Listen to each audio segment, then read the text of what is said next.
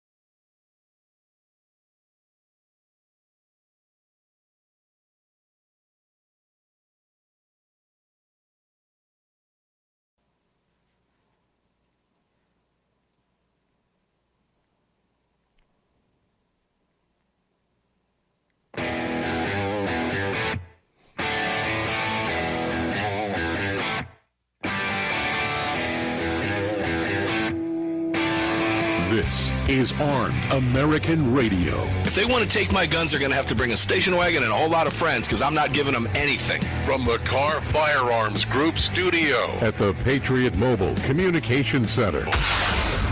Proudly presented to you by the National Rifle Association. National Rifle Association. Here is your host of Armed American Radio, the loudest conservative voice in America fighting for your rights, Mark Walters. And here we go, ladies and gentlemen, Armed American Radio's Monster Cast. Greg, in Dallas, Texas, before we even get cracking, remind me, this is the final Monster Cast of 2025, is it not? Yeah, you're correct about that. Good heavens. It's here. I can't. We got here. We did. We made it. And ladies and gentlemen, you're here with us. Welcome inside.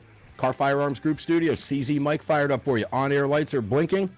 It's all being brought to you by the National Rifle Association and all of our great partners and sponsors. You can find them all at armedamericanradio.com. Greg and I were trying to determine if we remember how to do this over the last few days.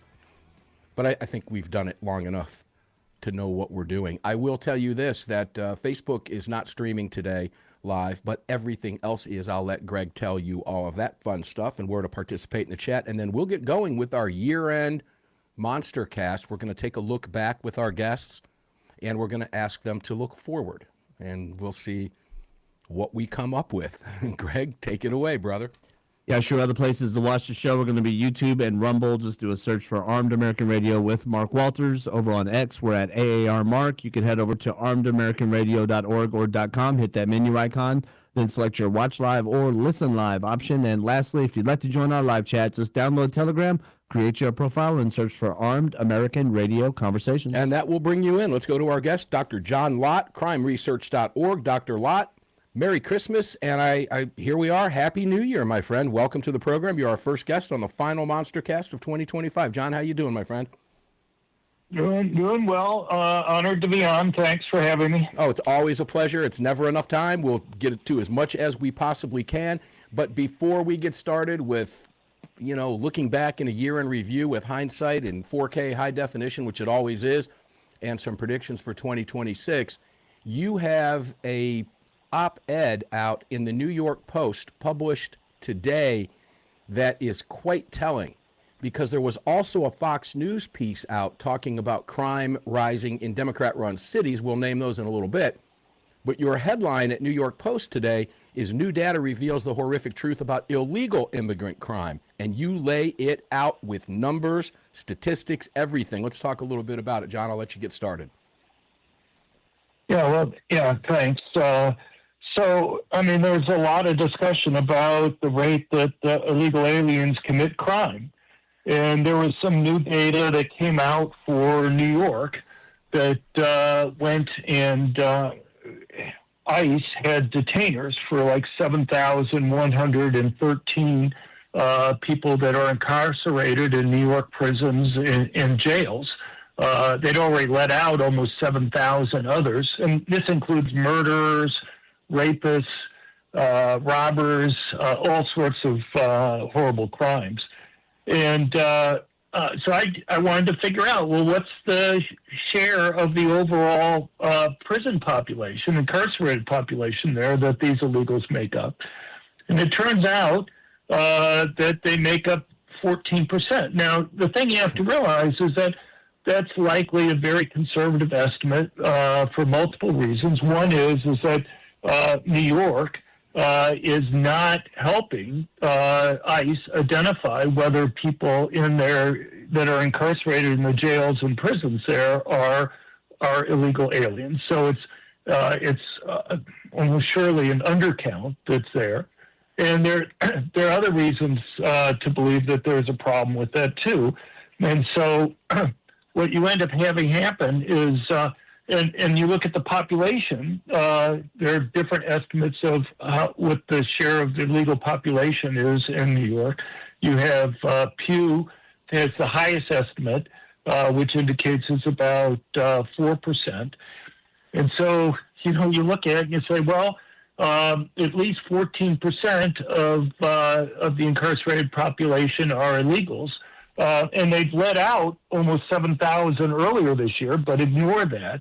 That's still like 3.5 times more than their share of the population, even taking the highest number. And so even if these estimates of the share of the illegal population in New York are off by a factor of 2 or 3 times, they're still overrepresented. John, we're only talking about New York. Ladies and gentlemen, understand, we're only talking about New York State.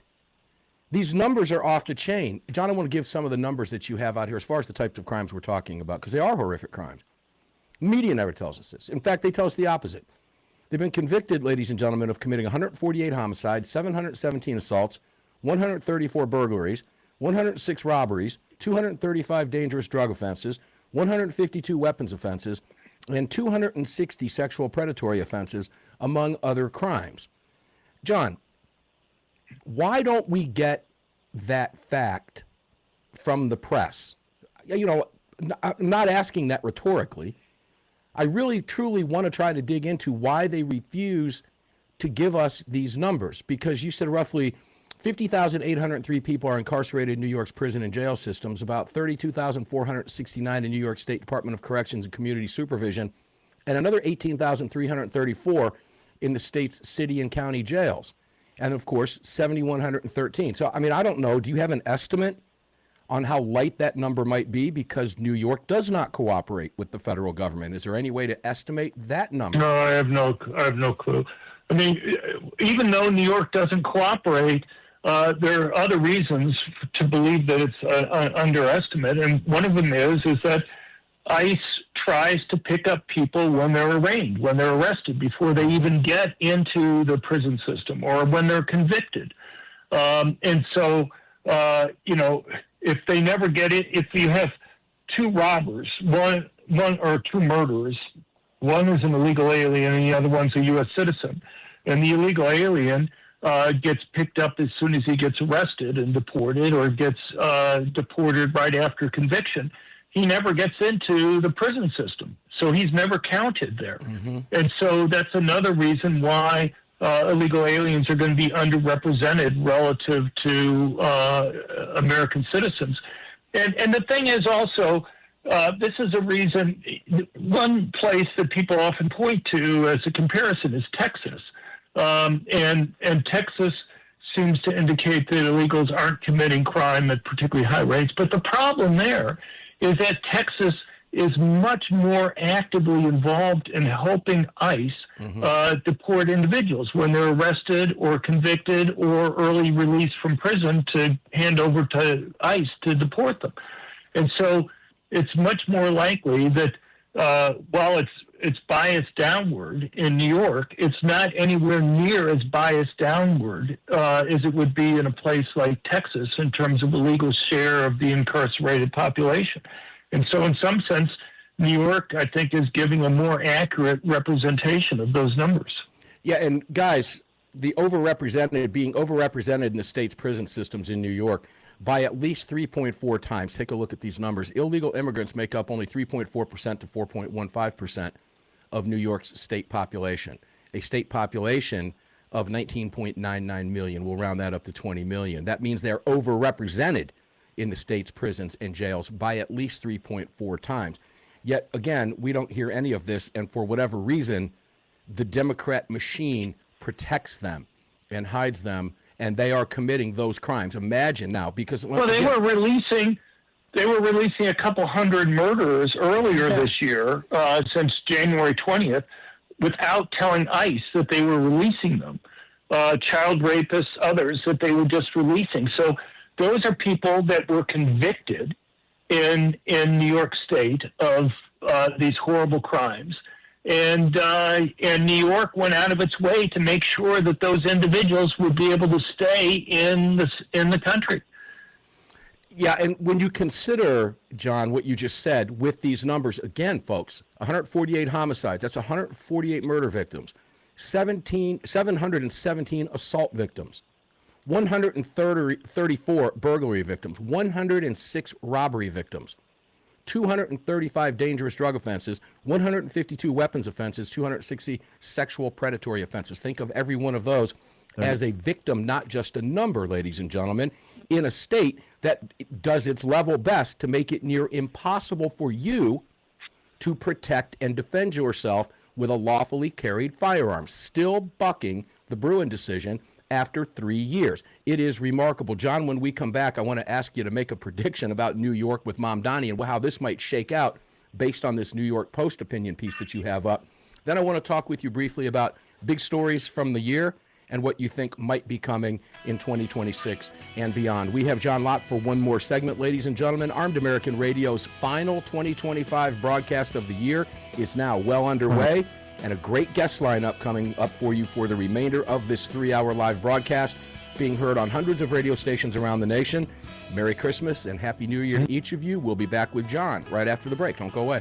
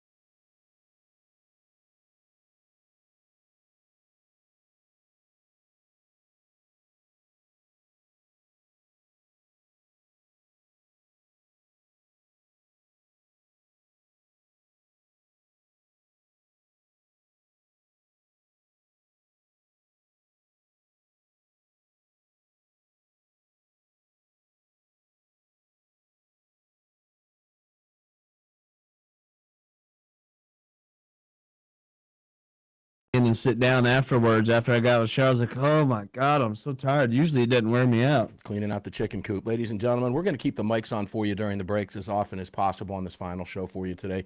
Might get some good sausage in here, you know. Oh, and We'll BTW is sending the cold weather your way. It's dropping 40 degrees here in Dallas tonight. 74 degrees today. Looks like it's going to be 14 degrees overnight. Yeah. Tonight, I believe. Yeah, it's supposed to be like in the low 40s for us. Yeah, I don't even think that's a feels like temperature. I don't know. I haven't watched any news or anything. I've played more guitar than I know what to do with. I did play until my fingers bled, and I loved it. I left after my first show and got something to eat at Panda Express, and it was cold when I stepped out the door. It was hot when I got here. Yeah, those of you that like to play guitar, I picked up another new guitar this morning. And it's those of you who are in the know. Let me pull up the exact model. And it's a beautiful guitar. I cannot believe what you get for the price. What is a PRS, Paul Reed Smith, special edition Hollow Body 2 Piazzo electric guitar, which is absolutely beautiful. And this thing plays in both electric acoustic and electric. It is got a range of sound on it that is unbelievable. It's a $1,500 guitar. I picked it up for $875. Mint condition, never been played, with the hard shell case. Unreal deal. 30.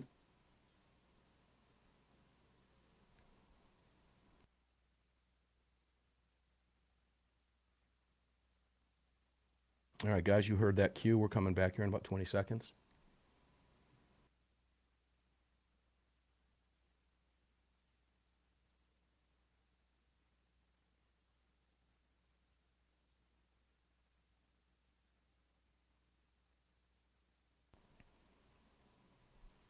Camera's up.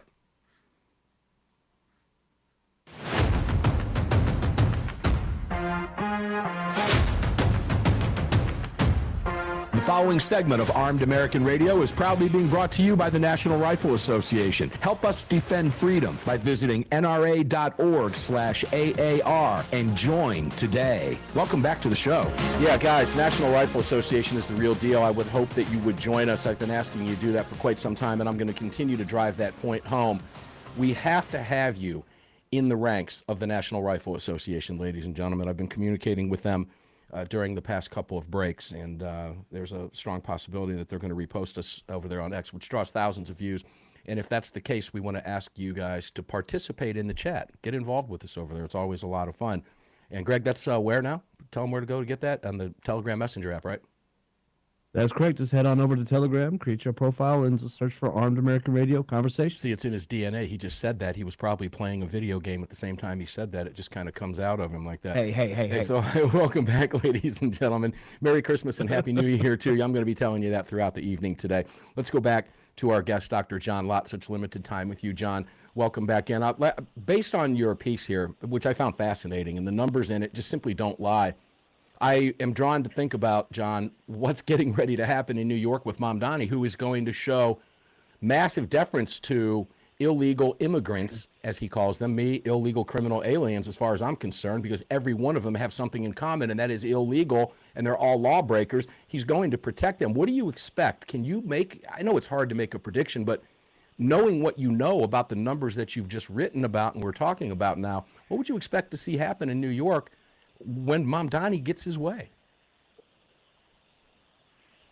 I think he'll attract more illegals there because they'll believe that it's a relatively safer place, particularly criminal illegals, which Trump has been focusing on.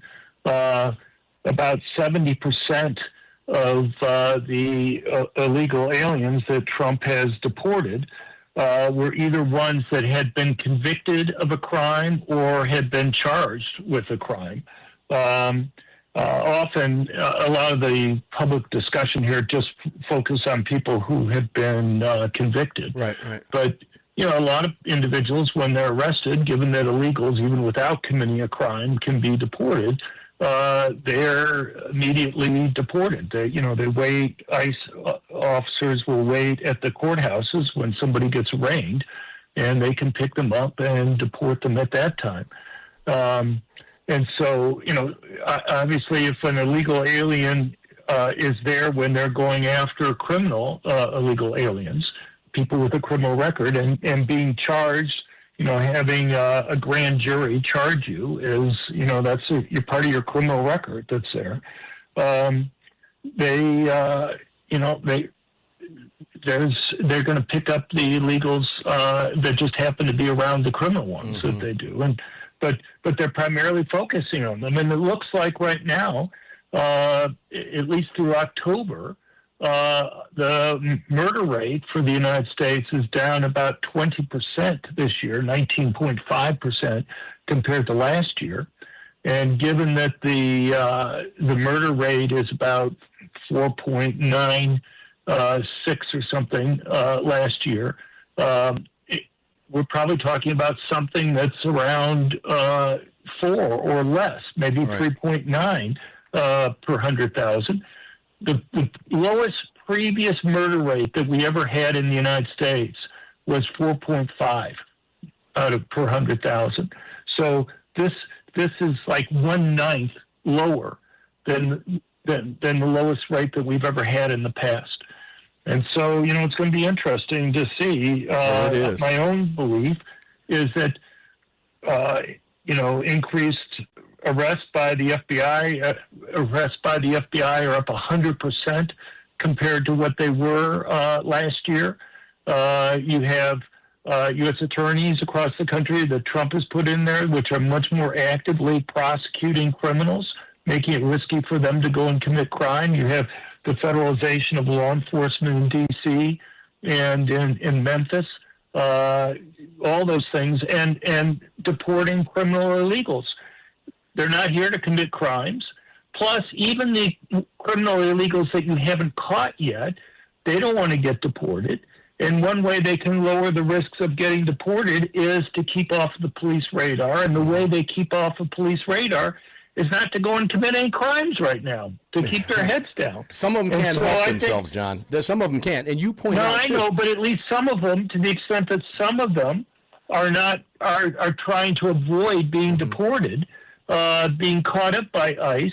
I think all those factors are helping lower the violent crime rate and lower the murder rate this year. And it's interesting, as you point out, let me make this point, then I want to kind of segue over to the Fox piece real quick. And that is that you point out that, there are countries like Venezuela, Guatemalans, a lot of illegal immigrants from the illegal aliens, from those areas, ladies and gentlemen. And we don't know about their criminal records because their governments don't give us that information. So these numbers are likely higher. Let's move over to Fox. Major cities see violent crime surge as national rates plummet significantly in 2025. Here are the cities, ladies and gentlemen, that are seeing a surge. Omaha, Nebraska, run by a Democrat. Atlanta, Georgia, run by a Democrat. Columbus, Ohio, Democrat run. LA County, Democrat run. Oh, let's move over to Tampa, Florida, run by a Democrat. Suffolk County, New York, Democrat. Wichita, Kansas, I believe the mayor there is a libertarian. Pittsburgh, Democrat. Denver, Democrat. Philadelphia, Democrat run.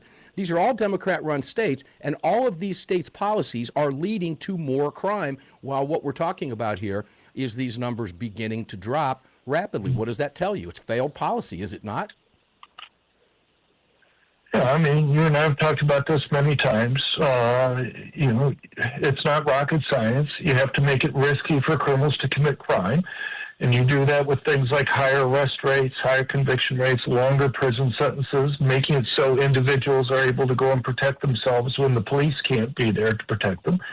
You would think people would look at the experience in D.C. and in Memphis, where Trump has kind of federalized law enforcement in those places. You'd think. And seeing the huge drops. I mean, you went for 18 days in a row in Washington, D.C. without one murder.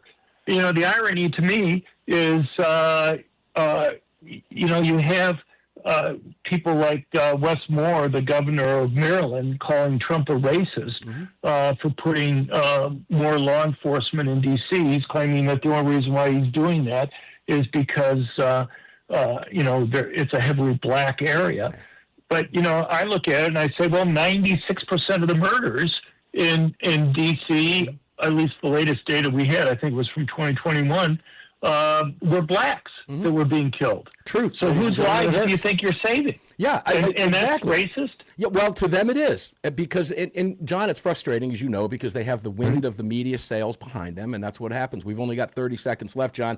I did not get an opportunity to ask you because we always run out of time with you, but we will cover this with John next week, ladies and gentlemen. We'll still be able to look back in that rear view mirror. John, we'll have you back on the program next week, probably give you a full hour so we can do that with you and look back at the past and get some insight as to what you think is going to happen overall as we move forward into 2026. Dr. John Yeah, Lott, a lot of big things, Supreme Court cases and other things coming up soon. So. And hopefully you're right about that, and hopefully one of them is a quote-unquote assault weapons ban. Ladies and gentlemen, you can support John with this amazing research and these op-eds at crimeresearch.org. Throw $5, $10, $50, $500, whatever you've got, and help over there. These numbers are so critical to the truth. You heard John, just spilling the truth. Yeah, and the truth is real, folks. We'll be back. AWR Hawkins, Breitbart News, right after this.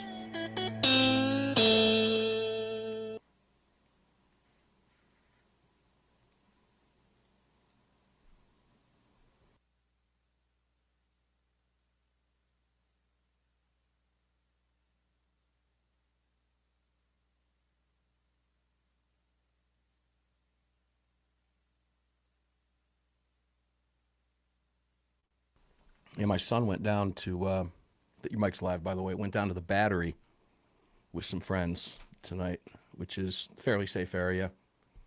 It's no longer Atlanta. It's in Cobb County, just south of us, just a little bit south, but a few-minute ride. Apparently something major going on down there. He's with some friends, but I hate him going down there.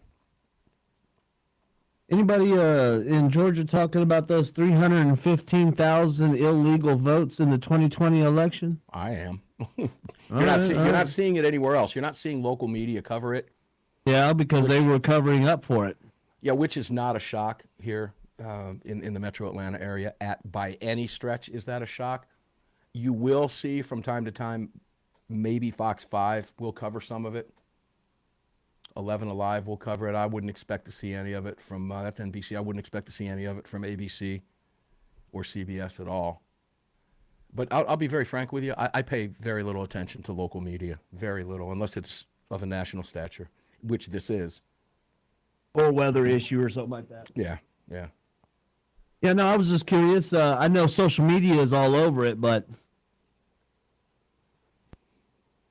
Well, we've got Andy Hoosier coming on the program tomorrow. We're going to have some fun talking with him about this stuff. We're also going to talk with Lee Williams on Tuesday, guys. And we're going to be getting into past issues with both gentlemen, what they thought were some big stories. I'm looking forward to that. It's always fun at this time of year to go look back over your shoulder and you look at some of these stories, and you can really see the impact in real time as you go back over the year and look back at it with high-definition vision. Some of this stuff is still breaking, like these numbers with John. What's getting ready to happen in New York and Virginia is going to be, boy, oh boy, is that predictable, too, by the way. 100% predictable. Watch what happens in New York. I do enjoy the which I have no sympathy for, by the way. Let me throw that in. Sorry, Greg. Right. I do enjoy the current nickname that's going around for Pam Blondie is No Stick Pam. Yeah, I'm going to talk with Lee about that. He's no fan of Pam. He and I talked today about some subject matter we're going to cover. Bondi will play heavy on the Tuesday show. And I think what everybody's concern with her is we want to see some action. We want to see change. We want to see perp walks. Of course, part of the problem the administration has right now is a bunch of liberal judges tossing cases out like Letitia James, that hack, and Comey and the rest of these losers that are all walking away. AWR on hold. Roger that. 30.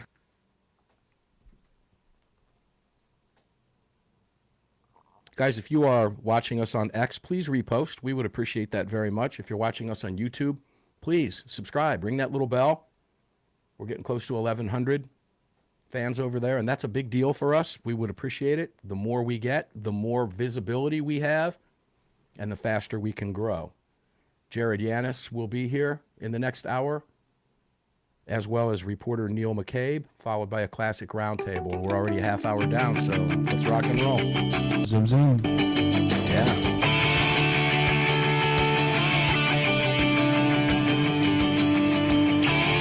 Hey, it's Andy Hoosier, the voice of reason on KQAM, Wichita's Big Talker, and you're tuned into the Armed American Radio Network. Now let's get back to the man himself, Mark Walters. Yeah, Andy Hoosier on that rejoin. Wichita, Kansas. You got a good one, brothers and sisters up there in Wichita, Kansas. Andy Hoosier, KQAM, Wichita's Big Talker. Andy is Wichita's favorite son. We love him. He will be with us tomorrow. And I'll just throw this out. We're going to tape the show a little bit before airtime so everybody can get off a little bit early. And we'll do the same thing with Lee on Tuesday. Don't look for us really to cover a lot of current stuff. With these guys coming up on the Daily Show coming up this week, Greg, we're going to talk a little bit about what happened and where we're going. We'll cover whatever breaks, unless it's huge news, of course. If not, then we'll cover it on the Sunday broadcast for you. We'll be out again on Wednesday, Thursday, and Friday, as most of you will, hopefully enjoying your New Year's holiday. Let's go to AWR Hawkins Breitbart News over here in the Car Firearms Group studios. AWR, Merry Christmas, my friend, and I guess I can tell you now, Happy New Year, brother. We made it through another trip around the sun, bro. Here we go. Heading into 17th year anniversary for this program on April 26th, and as you know, begin our 18th year on April 27th. You've been a major player and have played a major role in this program for well over a decade or a decade and a half. I've lost track of time. Welcome in, brother. Oh, good to be with you. Merry Christmas. Yeah, same to you, man. Same to you. I do want to have some time with you. I'm going to cover some of your stories, and there's some great ones here. I took a look at what you were writing today, and I'm like, okay, where do I even start? Let's start with California at the top of your list on your latest post, which went up this morning at Breitbart, because California how can we describe this? I want to be FCC friendly. I have to be FCC friendly. But California has never met. Would you agree they've never met a gun control scheme that they haven't, let's say, wanted to embrace, to put it nicely? Oh, yeah. Background check requirement now for gun barrel sales, AWR?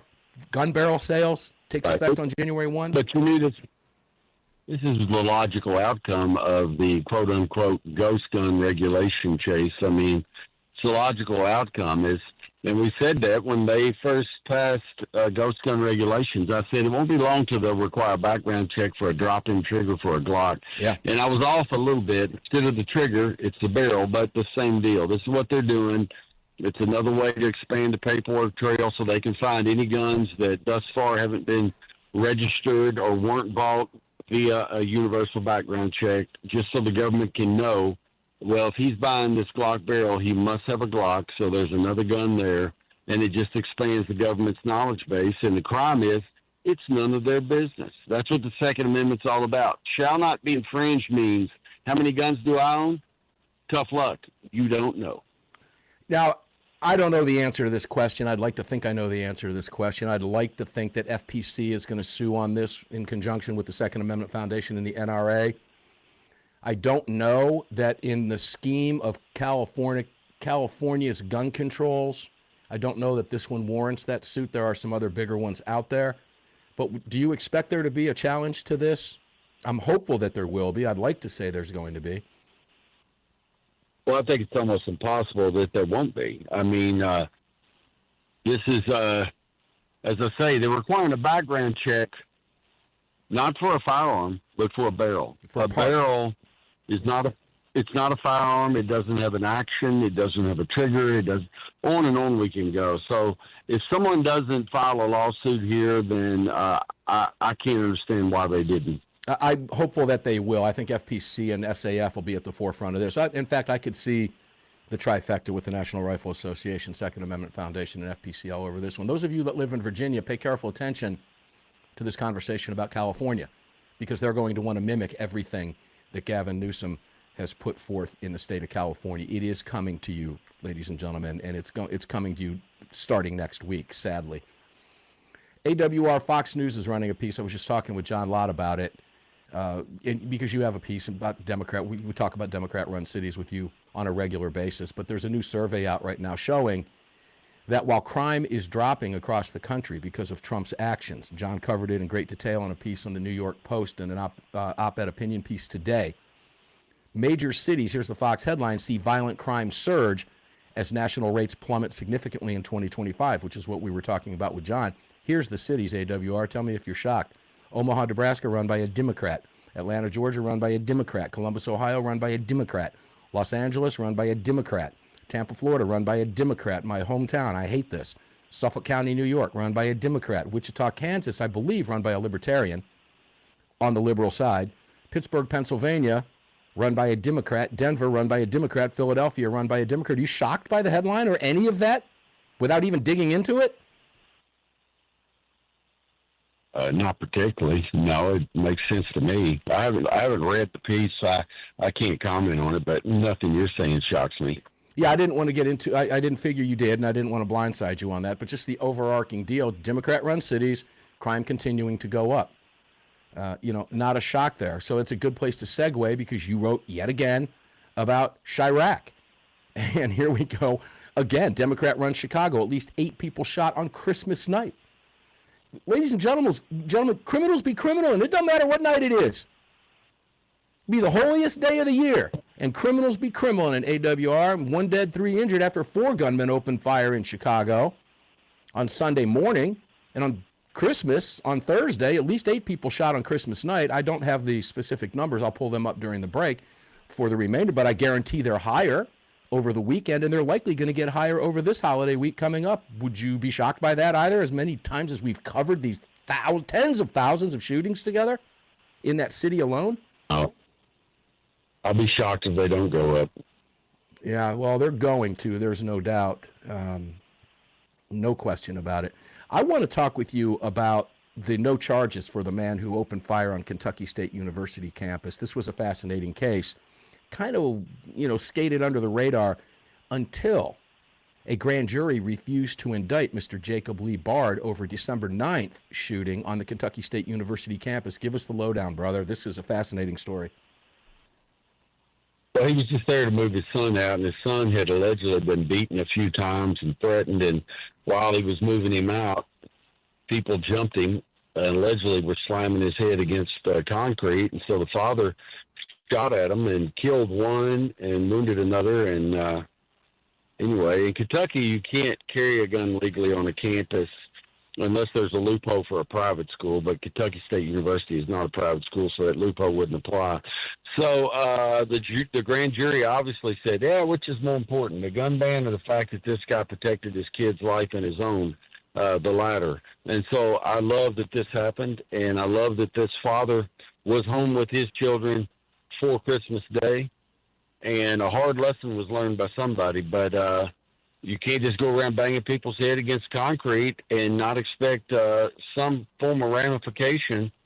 And in this case, it was either a 9mm or similar slug, and that usually serves to end the attack. Yeah, remind listeners again, AWR, what you've done in the past, where you were born and raised. Oh, the Bluegrass State, Kentucky. And it's a state similar to Texas in that you don't go around Kentucky rattling doorknobs. You rattle doorknobs in the middle of the night. They usually don't check dinner after that, because it's amazing what double-aught buck through a door will do to your face, including your mouth. So they have to identify you by hoping you still have on a ring that your mom remembered, or you're wearing the shoes that grandpa. And that's how it should be, and that's why Kentucky is a pretty peaceful place in the land. Especially along the rural areas, everybody is very friendly, but they also take care of business, and that's how it should be. And I would probably recommend, ladies and gentlemen, certain parts of southeastern Kentucky you just not go to. Just stay away from it. They don't want you there. Okay, they live very peaceful lives. You come in there trying to criminal there, you got a problem on your hands. When we come back from the break, we're going to talk about a horrible situation in Winter Haven, Florida. Guys, if you know anything about Winter Haven, it's just a little bit east of downtown Tampa, around the Lakeland area, a little bit west of Orlando and central Florida there. We'll talk about a horrible case that happened there, and I have a suggestion. We could probably stop this from happening again by banning something really simple.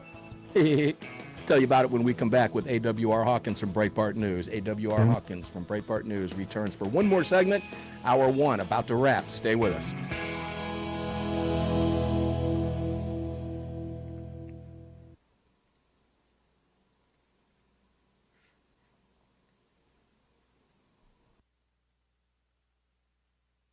Let me pull these Chicago numbers up for you guys and get a look at what we got going on. The latest numbers, and they will be accurate as of probably 9 o'clock this morning, but about 11 or 12 o'clock midnight Eastern, the numbers will reflect the change.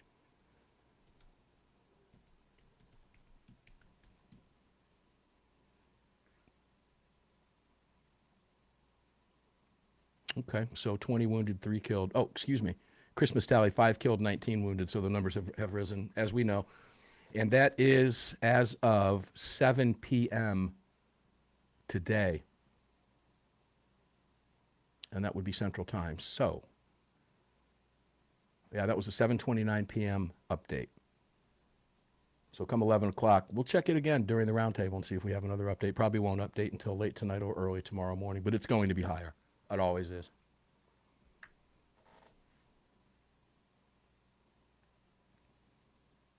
Remarkable, just remarkable.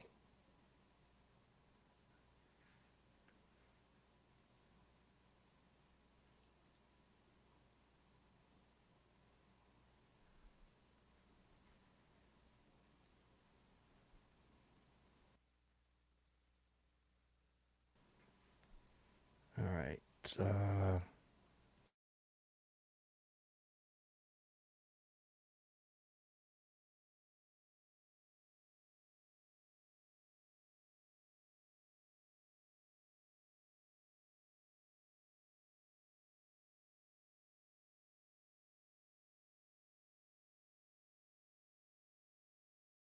So, guys, the National Rifle Association just reposted our live stream over on X. Those of you who are watching us as a result and seeing that, thank you. Welcome in. Please, if you would be so kind, repost the show, the final Armed American Radio national broadcast. 17 years of saying Happy New Year to you, effective today. And we'd really appreciate it if you'd give us a follow over there on X at AAR Mark. We would appreciate that very much. If you're watching on YouTube, please like and subscribe to the channel. It's a big help for us as we continue to take back our social media, and we're moving right along in the right direction. Rumble, same thing over there. And I do apologize for those of you that use Facebook. We are not live on Facebook today. That is a Facebook issue. That is not our issue. We'll have that corrected when we come back on Sunday's broadcast, because we will not be doing live streaming tomorrow or Tuesday when we have Andy Hoosier and, of course, Lee the Gunwriter Williams with us on Tuesday. Andy will be with us Monday, Lee on Tuesday. And because of the holiday, we'll be running some encores again on Wednesday, Thursday, and again on Friday. Possibility we might have another show for you Friday, but we'll see how that shakes out.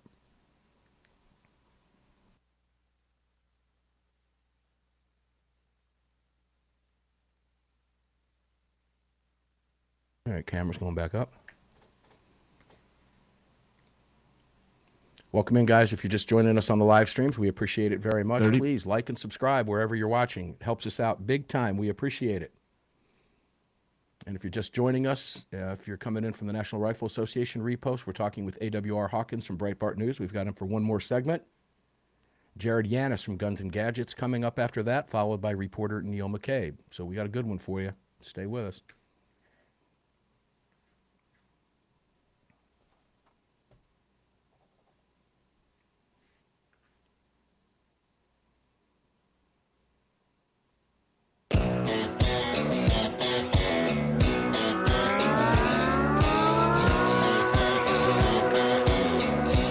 This segment is brought to you by Attorneys on Retainer. Get the only self-defense program for gun owners backed by a real law firm, the Attorneys for Freedom. Visit them online at attorneysonretainer.us. Welcome back. Indeed. Welcome back to the Car Firearms Group Studios. Mark Walters filling your prescription for freedom. It's all brought to you by the National Rifle Association, and one of our greatest sponsors of all time, actually, is Attorneys on Retainer. If you were listening in the previous segment, AWR Hawkins from Breitbart News and I were just talking about the individual in Kentucky who a grand jury refused to indict. This happened back on December 9th when he shot somebody, a couple people that were attacking his kid at the college campus where he was there to pick up his son. The investigation, I guarantee you, took a toll on his life and his family. There's no doubt it impacted their finances. Guys, it doesn't have to happen. If you have Attorneys on Retainer, and you can visit them at attorneysonretainer.us and use the promo code AAR, you've got an attorney through the entire process. God forbid this man had been indicted. For whatever reason, he would have had a team of up to 4 attorneys, self-defense attorneys. That's all they specialize in, from attorneysonretainer.us. Please take advantage of this. The rate is going to go up. It's nominal, but it will be going up on January 1st. You can lock it in at $35 a month right now through 2030. Take advantage of this. Use the promo code AAR. Say thank you for supporting Armed American Radio. And guess what? Like my son at 21, my daughter at 23, my wife at 10 years younger than me, and me, we all have Attorneys on Retainer, and you can too. Take advantage of this amazing opportunity, please. You can find them and all of our great partners at armedamericanradio.com. Visit them all, including Bud's Gun Shop, Barrel Buddy, etc. You can find them all there. AWR Hawkins, welcome back, brother. I do have an update on Chicago numbers. 19 wounded, 5 killed as of 7 p.m. Central Time. That number will rise between 11 and 12 p.m. this evening. I just wanted to let you know that. As we've talked about this so many times over the years, the numbers just keep going up. It's atrocious. Let's talk about what happened in Winter Haven, Florida. You wrote it. Man kills wife, shoots stepdaughter after argument over NFL game. I'll let you explain what happened here, and then I'm going to make a suggestion. Well, I can't really explain. I mean, the wife asked him to turn the game off, so he killed her. And then he killed his stepdaughter, and then he called his sister, said he had done something really bad, and then he killed himself, and that's about it. I mean, the wife had written him a note. Law enforcement found it. Apparently, he had allegedly begun drinking and using cocaine again, and she told him that he needed God, that he needed to, get straightened up. And I guess he either she never gave him the note, or he didn't find the advice suitable to what he wanted to do with his life. And there you are. But that's that. And, you got to be happy that he's gone. I am. Mm-hmm. No one else is. I am.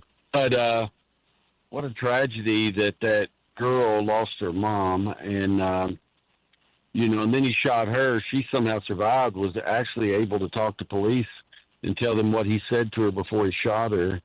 But, I'm glad he's gone. I hope it hurt. I hope he didn't get himself with a clean shot and that he suffered tremendously.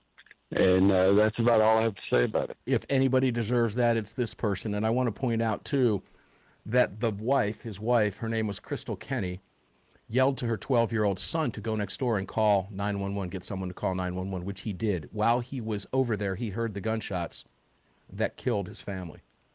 Horrific story. Absolutely horrific. And that, of course, Winter Haven, ladies and gentlemen, the sheriff in Winter Haven, that's Polk County, is the famed Grady Judd.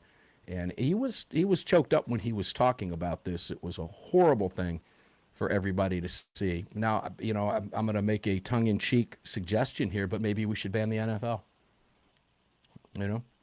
Maybe we should just ban football because, well, a lot of people get violent after football games when their team loses. Don't tell me to turn a football game off. Absolute sickening what happened in Winter Haven, Florida. AWR, let's go back now because it is the final show of the year with you on the program with us. What was the biggest story of 2025? That if I had to ask you that right now out of the blue, which I'm doing, we haven't talked about this, what do you think is the biggest story of 2025? I'm going to tell you what, I can't think of what that would be. I mean, it's not an easy question to answer, is it? Oh, so many stories. So no, I can't. I think,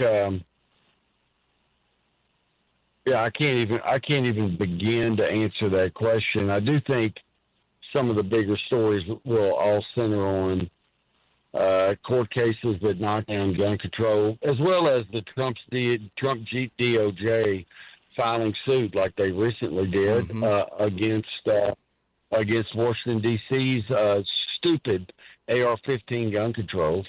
And it's wonderful to see the DOJ taking that preemptive action and filing the lawsuits instead of waiting for Second Amendment Foundation or gun owners or NRA to do it. And I'm not putting any of those organizations down. They do fine work filing lawsuits. But it's nice to see the DOJ filing the lawsuits and to see the weight of the Trump administration behind them. So those were great things to me. Yeah, I think in an overall, it's hard to point to a specific thing, but if you were to ask me that question right now, I think my response would be 1 full year of Trump, I think would be my response. And what has happened, because if we go back and compare 1 year under Trump versus 1 year under Biden relative to the entire overall gun control scheme, you have the dismantling at the DOJ of the gun control in the White House. You have a pro-gun, and I know a lot of people have a lot of different thoughts about Pam Bondi. I'm not afraid of Pam Bondi at all because I know who she works for, and I know she's going to toe the line. And I don't care how you slice this, ladies and gentlemen, and AWR, I think you'll agree with me, she's far better than any pick Biden would have had in a second term or a Kamala Harris in a second term. So you can rest on that right now. But they've made great strides relative to 2A. There's a lot they need to do, but we are in a far better position overall 1 year under Trump than we certainly were with 4 years of Joe Biden. I think you'd agree with that, right? Oh, yeah, there's no doubt about that. I mean, just none. What would you like to see? That goes to another highlight was Trump undoing Joe Biden's gun violence prevention office that he had put at a White House level, and they just undid that. And so that just goes to your point. But, yeah, it's been wonderful having Trump in there. You don't worry about, when a criminal acts like a criminal under Trump, it doesn't affect the law-abiding citizen. That's how it should be. What would you like to see happen in 2026? Well, I'll let you take this until the music. 30. Well, this is not really going to be on Trump. It's on Congress. The GOP and Congress needs to get their act together and pass national reciprocity. This is ridiculous. And we need national reciprocity. We need it now. We needed it yesterday. That's how quick we need it. And that ought to be priority number one when they come together after the new year. Well, you better believe it. And it has to happen before the midterms, ladies and gentlemen. You know how you can help us with that? You can call your senators, you can call your congresspeople and get something done and get these people off their duffs.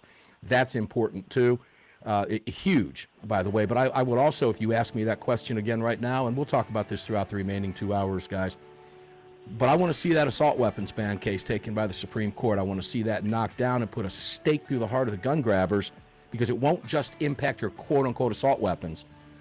It will also shut down every other gun ban there is, because everything is in common use. AWR Hawkins Breitbart News. Merry Christmas, Happy New Year, brother. We love you. Thank you for everything that you do. Ladies and gentlemen, coming up next hour, reporter Neil McCabe from redstate.com, and of course, Jared Yanis will be up next from Guns and Gadgets. Jared Yanis from Guns and Gadgets. We thank John Lott. We thank AWR Hawkins, both of them doctors, by the way. We just never say that often. Dr. John Lott and Dr. AWR Hawkins. Coming up next, Jared Yanis and reporter Neil McCabe. Hour 2, about ready to get started. 6 minutes after. Don't go away. See you on the flip side.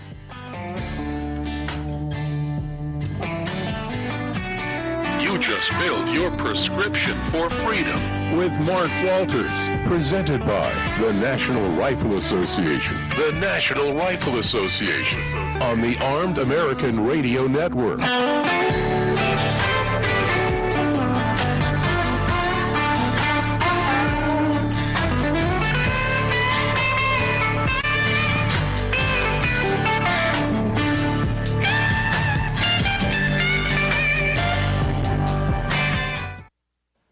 All right, guys, we're going to take just a quick break. We'll keep the mics up for you. We'll bring the cameras back up long before the 6-minute mark and have some fun with you. Give you some sausage here. You know, guys love that over in the chat. They call it sausage. If you guys want to participate in the chat, by the way, a lot of new viewers out there, please do so by visiting the Telegram messaging app and searching for Armed American Radio Conversations. You can do that over there on the Telegram messaging app. Some of you probably already have that app. Take advantage of that. Get in the chat. There's a few hundred people over there. And have some fun. And, you know, every time a troll gets in there, have fun with them, right? It's always fun to watch you guys go to work. So stick around with us, guys. We'll be back at 6 minutes after the hour. We'll bring the cameras back up for you here shortly. Stick around. Don't go away. We'll be back.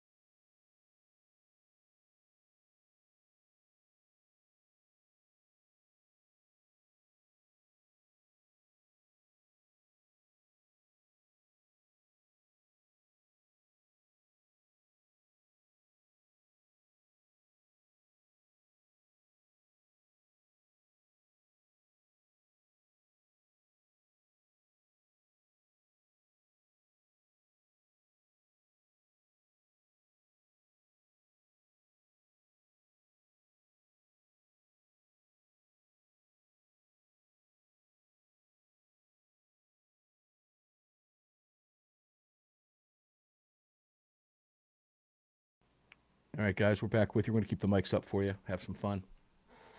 Whatever we're talking about, you get to hear.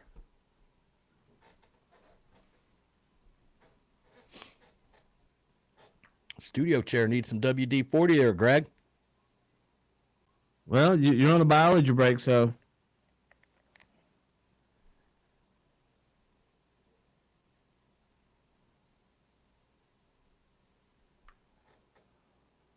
Yeah, not enough time now. I do have some in here, by the way.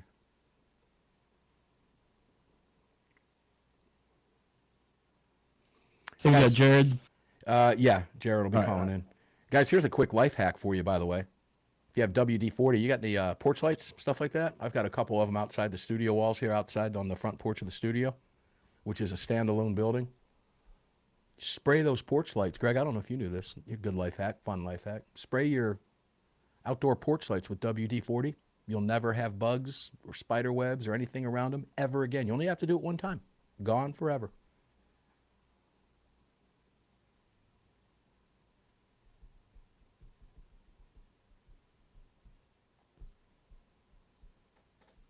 Fun life hack for you.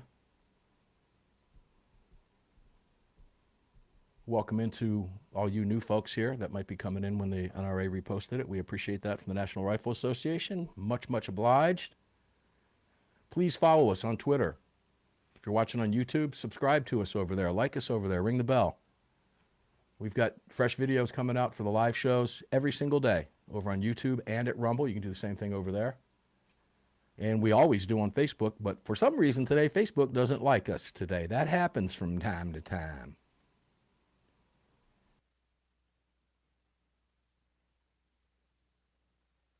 Indeed it does. Jared Yanis from Guns and Gadgets coming up next. We're going to talk past 2025 and future 2026 with Jared. Always got great insight from him.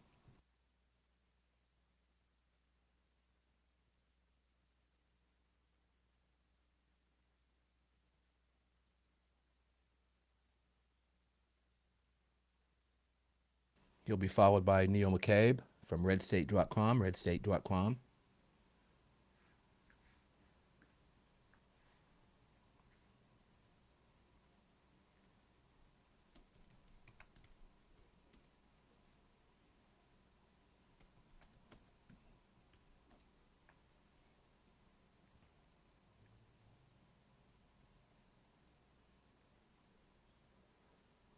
Three minutes before the network breaks are over, and we'll be in with Jared Yanis from Guns and Gadgets.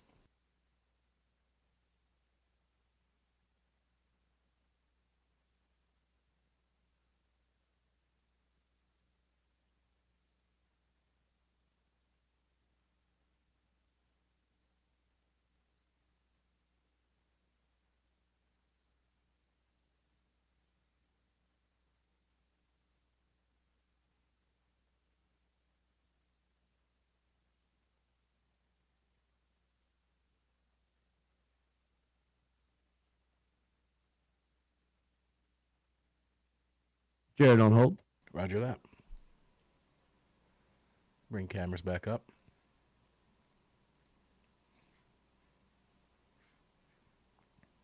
Oop. My bad. That'll be back up in a second.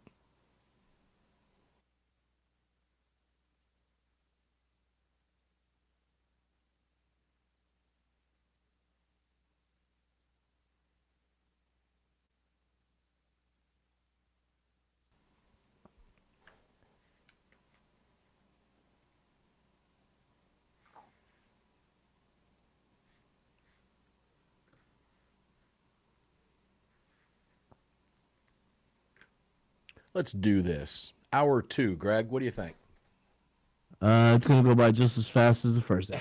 It always does, man. Not bad. That means I get to watch Landman after the show today.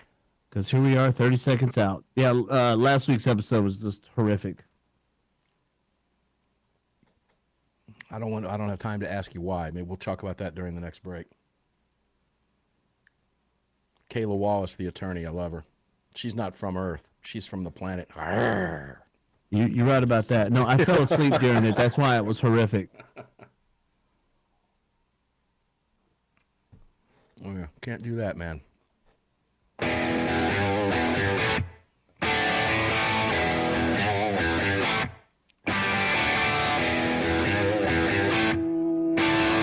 This is Armed American Radio. If they want to take my guns, they're going to have to bring a station wagon and a whole lot of friends, because I'm not giving them anything. From the Car Firearms Group studio at the Patriot Mobile Communication Center. Proudly presented to you by the National Rifle Association. National Rifle Association. Here is your host of Armed American Radio, the loudest conservative voice in America fighting for your rights, Mark Walters. All right, guys, welcome in or welcome back. If you're rejoining us after hour one, which flew by, I'm going to warn you again, buckle in. The 2 hours next are going to just whip right by. They always do. If you're rejoining us, welcome back. We appreciate that very much, and we've got well over 1,000 of you have just come in from the National Rifle Association repost. That number is going to continue to grow, and we appreciate that very much. We thank the National Rifle Association because this program is being brought to you every day by the National Rifle Association. So thank you for supporting them, and if you're not a member, please join. We need you on the rolls. Please. AAR is the promo code. Use it. It's $35. Just give us 1 year. The Wayne's World is gone. This is a new NRA. We're looking forward, not backwards, and we need your help. If you live behind the blue wall, you know exactly what we're talking about. You're in the Car Firearms Group studios with me. I am Mark Walters, filling your prescription for freedom today and every day on autopilot here in front of the Patriot Mobile Communication and Command Center microphone here at the Patriot Mobile Ranch. Greg in Dallas, Texas, how you doing, brother? Not too bad. Okay, so we're live on every platform out there except for Facebook. That's their fault, not our fault. Yeah, it is. So if you like to watch us over there, Greg will tell you where you can tune in and watch if you want to watch. But ladies and gentlemen, again, public service announcement, please don't watch the program while you're driving, okay? You can flip it over to listen live. It's really simple to do. We want you to stick around as we hit our 17th anniversary on April 26th on the nation's airwaves. And by the way, Greg, as we wind out 2025, we have never missed a live Sunday show in 17 years, and this marks the end of that 17th year, on at least the 17th year as the calendar flips, brother. So that's an unbelievable streak, and we're proud of that. And ladies and gentlemen, as long as God gives me breath in my lungs, we're going to be here. Greg, I'll let you tell people where they can watch, and we'll get right over to our guest, Jared Yanis. Yeah, sure. Other places to watch the show are going to be YouTube and Rumble. Just do a search for Armed American Radio with Mark Walters. Over on X, we're at AAR Mark. You can head over to armedamericanradio.org or .com, hit that menu icon, then select your watch live or listen live option. And lastly, to join our live chat, just download Telegram, create your profile, and search for Armed American Radio Conversations. That'll do it. Jared Yanis, Guns and Gadgets. What's going on, my brother from another mother? Welcome in, my friend. Hey, buddy. Good to hear from you. Hope everybody had a phenomenal Christmas. Hope your New Year's going to be great, and congratulations on your end of the 17th year and looking into your 18th, man. Man, can you believe it? It's been a long time. Been doing this a long time, and we so much appreciate you coming on and bringing all your wisdom and everything. You know, Jared, and Merry Christmas and Happy New Year to you too, brother. I don't have anything planned with you. That's what I love about year-end programs. You know, you and I are neck deep in this stuff. So let's just kind of look back in the mirror together, okay? Let's talk about some of what, if I were to ask you right now, which I'm going to do, what's the biggest story in this world that we live in here of 2025? And that's kind of a loaded question. It kind of stifled AWR. I said, oh, good heavens, I wouldn't even know where to go on that because so much happened. Do you have anything in mind that you could point to? Well, in the 2A world, I assume that's what you're getting to, I would say that we've had more pros than cons this year, which is the first time we've had that in a long time. I can't argue that. But there still haven't been enough, have there? You know, we want everything yesterday. We want it today, and we're not getting that. And I think we can't have this part of the conversation without talking about Bondi. Her name will come up whenever we talk about this. This is a love-hate relationship with a lot of gun owners between gun owners and the gun-loving public and the Second Amendment and Pam Bondi. And I'll just preface it with this. We certainly have a better AG in Pam Bondi than we ever had or would have had in a Biden or, God forbid, a Harris regime, right? So we should feel good about that, right? Yeah, we should, but like you said, we've seen her although they claim to be the most pro-2A, DOJ ever, we've seen her defend some gun control, which has us thinking that she might not be phenomenal, right? But, I would say Harmeet Dillon has been an all-star for us. Mm-hmm. We did have executive orders being what they are. They're not law. We did have one of the first things out of the chute that the Trump administration did was do a pro-2A executive order, which did lead to some things that were positives for us that were done administratively, which I still would like to see done in the courts. For instance, getting rid of the pistol brace rule permanently via being called unconstitutional, or the zero tolerance on FFLs. The list goes on and on. But I do want, as we go into 2026, I'll still be writing 24. Yeah, I know, right? 26.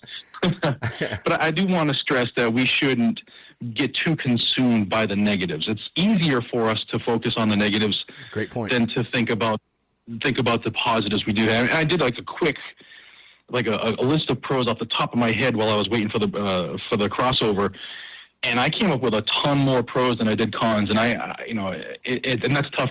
I didn't think it would be that easy. So we'll start the year off. We had the executive order from Trump, right? Mm-hmm. And he told the DOJ to go back and review everything that Biden and other administrations did that would be unconstitutional or against the Second Amendment. And then we had some positive momentum in the courts. We had all of the victories by Second Amendment Foundation and FPC for the young adults aged 18 to 20. And now we have the Supreme Court taking a peek at that. We had positive momentum in nonviolent felons getting their rights back. We even had the DOJ start that process up again, which had been on a frozen hiatus for over a decade. And this one will split listeners. We had positive momentum on marijuana users getting their rights back. Sometimes I get comments on my videos. People are either dead set against it or open to it. I'll let the listeners decide where they land on that. But we've had positive momentum there too. We've also had victories like the forced reset trigger victory. Mm-hmm. We had the Supreme Court taking up more Second Amendment cases in this term than I think they ever have. If off the top of my head, I don't know. I think you're right about that, and I did speak with some of the management over at SAF about that, and they're in agreement. So that's a true statement. And that's will we get good rulings out of all of them? That remains to be seen. But they've never taken this many. And those are all positive things. Then you get the post office carry ban being called unconstitutional. You got the recently the New Mexico wait times were ruled unconstitutional for buying a gun. We got Harmeet Dillon, who actually testified with us against Illinois' assault weapon ban. We got the Second Amendment Rights Division being created in the DOJ. We had a lawsuit from them suing D.C. about their AR-15 ban. We got them suing the Sheriff's Department of Los Angeles for permit delays. Now they're going after the Virgin Islands. So we've had a lot of positives. We even had the ATF personnel being slashed and budgets being slashed. So those are all really good things. But like you said, we do have a lot of bad things that we wanted fixed immediately. And, we would promise they'd be done in the first week of the presidency. And here we are, the first year's coming to a close, and we're still waiting. Yeah, look, I'm going to be fair on this one, okay? I've often said this. I think I've talked about this with you, but if anybody in the administration, there's two people in the administration that come to mind that get out ahead of their skis more often than not, and that would be Pete Hegseth and Pam Bondi, I think. Yeah. I mean, I could make Absolutely. that argument about Cash, too. I know Cash. Cash is a great guy, and I know he knows Washington far better than Hegseth and Bondi. He's been a player there in D.C. for a long time. He's very well aware of the widespread corruption and what goes on behind the scenes. So I thought he was a great pick. When it comes to Bondi, I think when I say she gets out ahead of her skis, it's real easy to talk a big fat game about what you're going to do on day one until you get there and find out the absolute immensity of the deep state that they have to deal with. And we see that being reflected in things like the Epstein files, okay, over at the FBI. They until they get neck deep in some of these cases, they realize, well, maybe I did get out ahead of my skis. Bondi's notorious for that. And the problem that she has with that is it turns a lot of people off, because we sit here and wonder, how come there haven't been any arrests? How come nobody's in chains, right? So I'll take it to the break with this, because God forbid, right? Well, let me just stop, because we are going to take a break. I do want to ask you about Bondi and whether you think, so I'll give you the break to think about this. Do you think she'll be here through the rest of the remaining term of Donald Trump? I have questions about that. I'd love to get your opinion on that. And then we'll talk about some negative issues, and we'll talk about what things, ladies and gentlemen, with Jared, that we'd like to see going forward that we haven't yet seen, or maybe had some starts on, but hasn't quite finished out or played out yet. We're talking with Jared Yanis, of course, from Guns and Gadgets. And ladies and gentlemen, you can help him. And by the way, congratulations to Jared, who hit the top 5 in King of the Hill category on his Gundy's Award nomination. While I was nominated, I did not hit the top 5, but I'm damn proud to have Jared on the program, and some great names in there. We were up against some big ones. So when we come back, we'll continue the conversation with Jared Yanis, Guns and Gadgets. Make sure to like and subscribe over there. Help him get to 1 million. Back after this.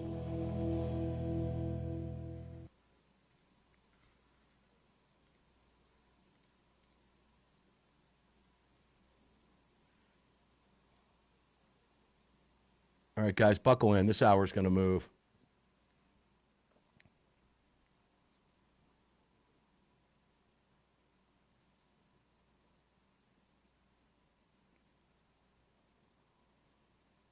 All of you jumping in on the X live stream, we appreciate it, man. Welcome in. It's great to have you here. Merry Christmas. Happy New Year. As we wind down the year of Monster Cast shows every Sunday.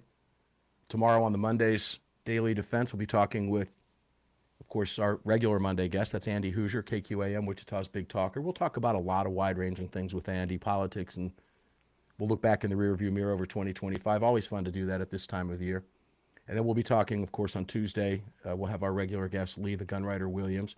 And just to let you know, because these guys all have plans as well, we're going to tape those hours right up to showtime. And I don't anticipate spending much time with those two gentlemen talking about current events, more about what happened over the year. Anything else we'll be able to hit when we come back live, again, after Wednesday, Thursday, and Friday running encores as everybody's taking some time off back on the Sunday Monster Cast. But if you're new to the program, welcome in. We appreciate it. Please follow us over on Twitter, like us on YouTube, subscribe over there, help us. We're getting so close to taking our social media back. I wish I could tell you we were on Facebook. We've got over 85,000 followers, I think, over there, every one of them generic. So if you get a chance and you're on Facebook, please like us and join us over there at Armed American Radio, facebook.com/Armed American Radio, and YouTube at Armed American Radio, and Rumble at Armed American Radio.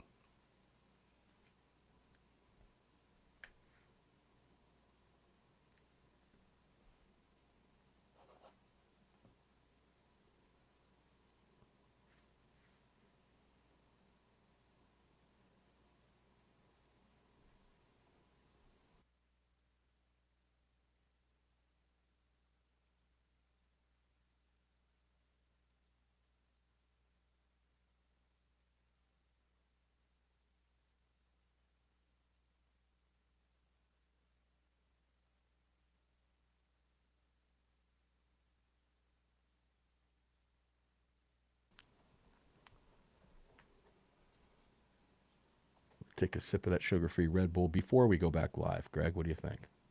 Should be doing that anyway. But remember, no food or drink in studio.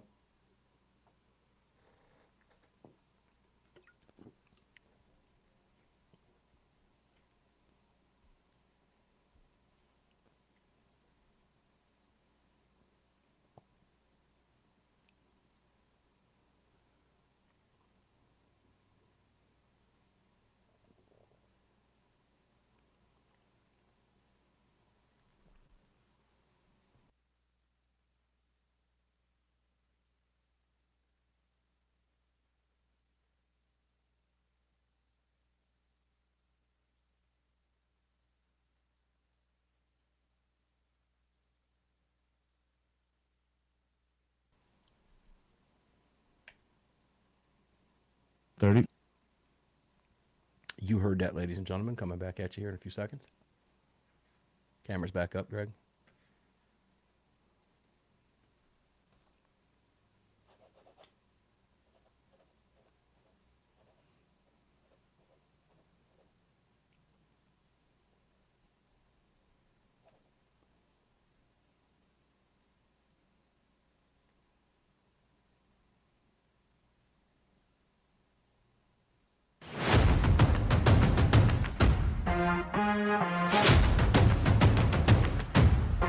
following segment of Armed American Radio is proudly being brought to you by the National Rifle Association. Help us defend freedom by visiting nra.org/AAR and join today. Welcome back to the show.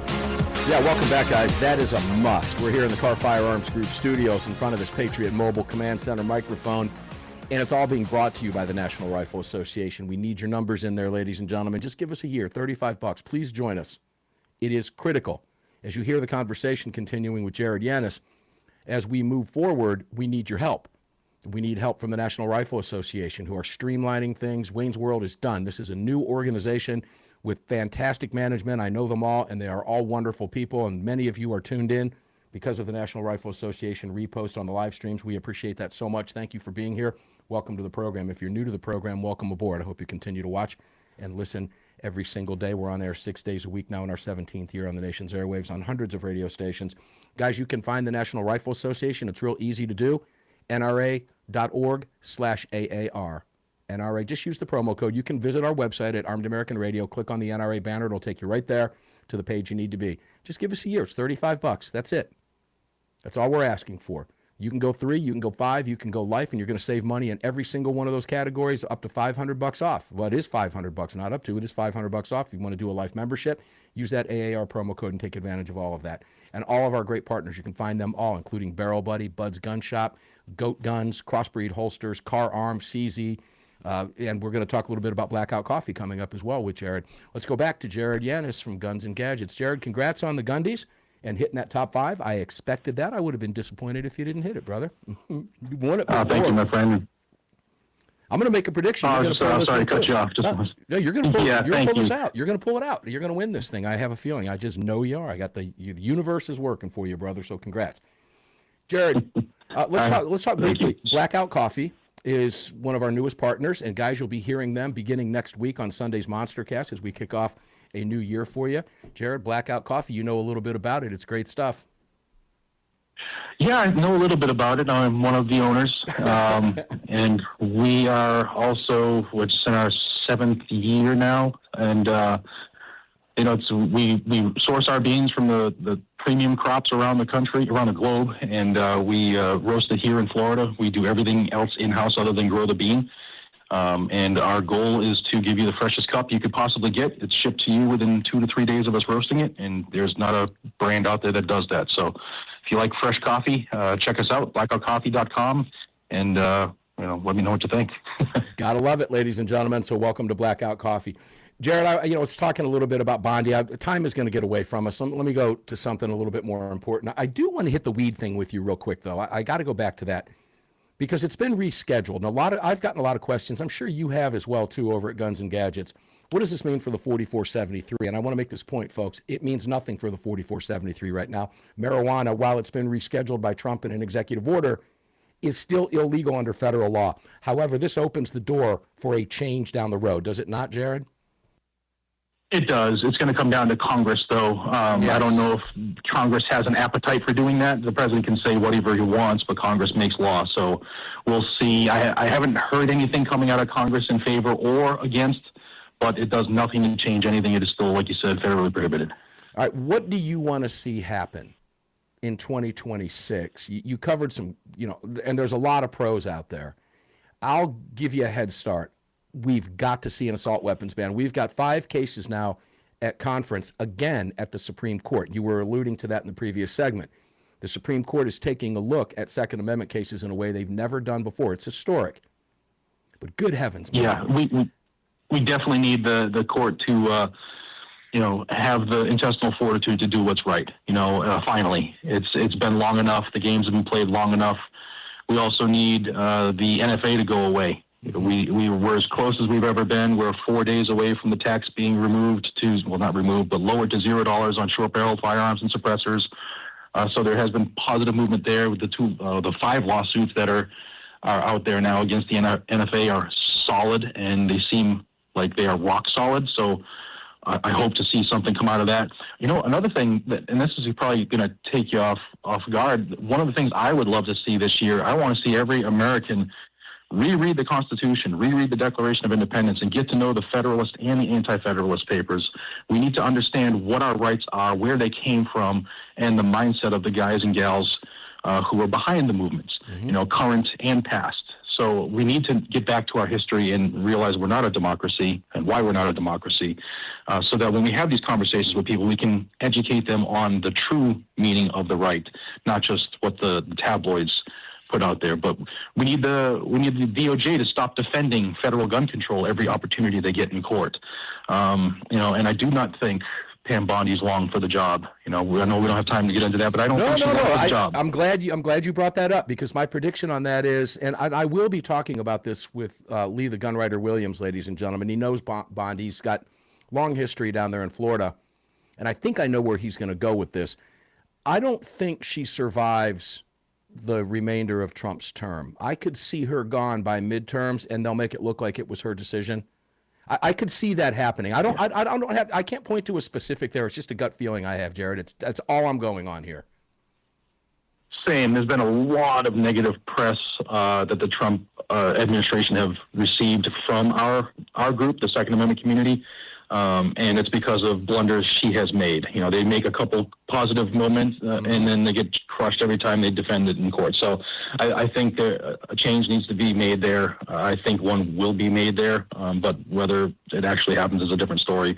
But we also need some of the red states, if you will, to continue banding together and fighting in courts against the blue states that are trying to take rights away from citizens as much as they can. We've seen a lot of it in the last 2 years. It needs to continue as well. Virginia, bro. Do I even need to say anything else? Guys, in Virginia, you had better be paying attention. We were talking with AWR in the first hour.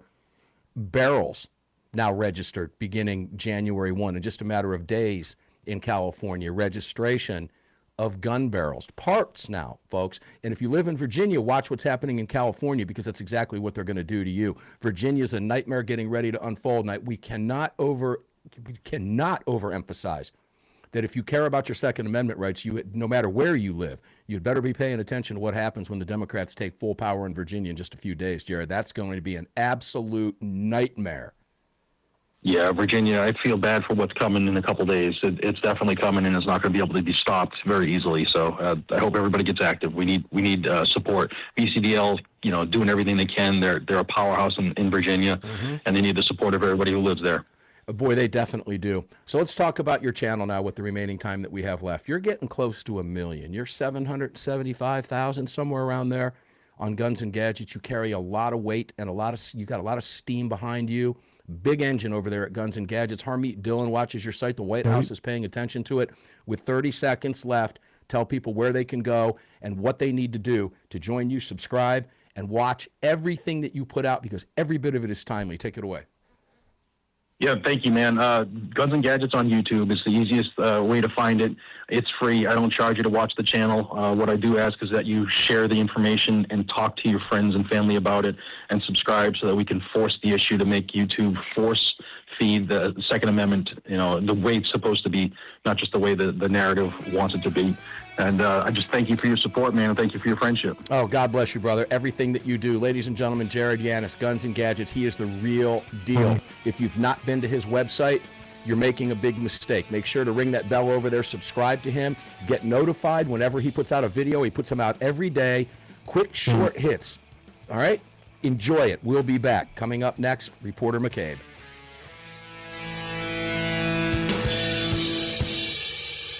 The second. All right, we're moving right along. Neil's coming in on the Opal. Yeah, I'm monitoring the connection. I don't see him yet. Okay. Guys, some inside radio dope. If you you won't know what that Opal is, but that is it's a connection that he will use when he comes in that will give him crystal clear sound. Sounds like he's in a studio. It is studio quality equipment. Those of you who might be new to the program, Neil McCabe has been a longtime contributor. Next hour coming up, of course, is known as the Roundtable. We've been running the Roundtable on this program literally since day one, over 17 years.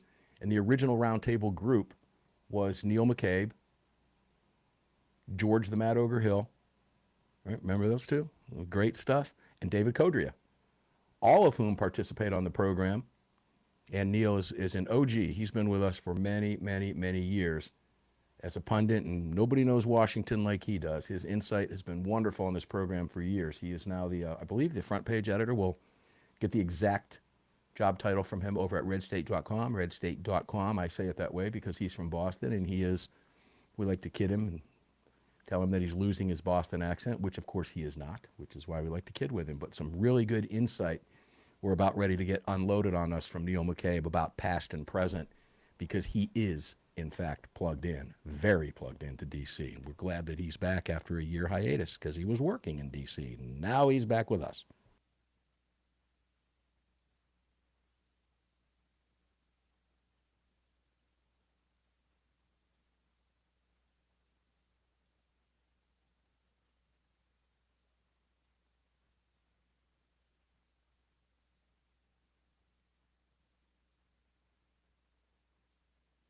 Two minutes, no Neil. Yeah, he pulls that. Gets down to the last minute there, guys. But it's always like that in radio. It shouldn't be.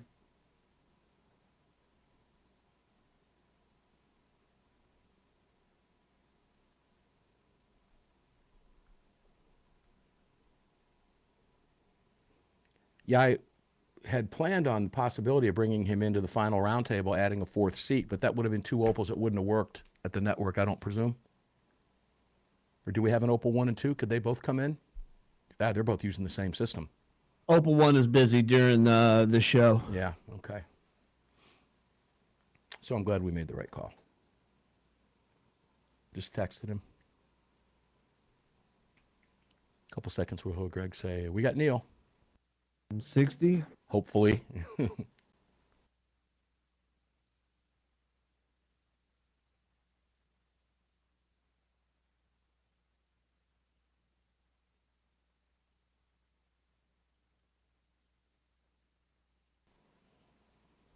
No Neil yet? Nope. Okay.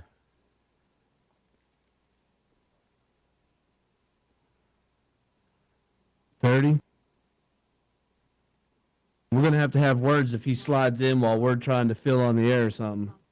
He needs to be here at least a minute before. Yeah, this is his first reconnect on the Opal system in over a year, so we'll see what happens.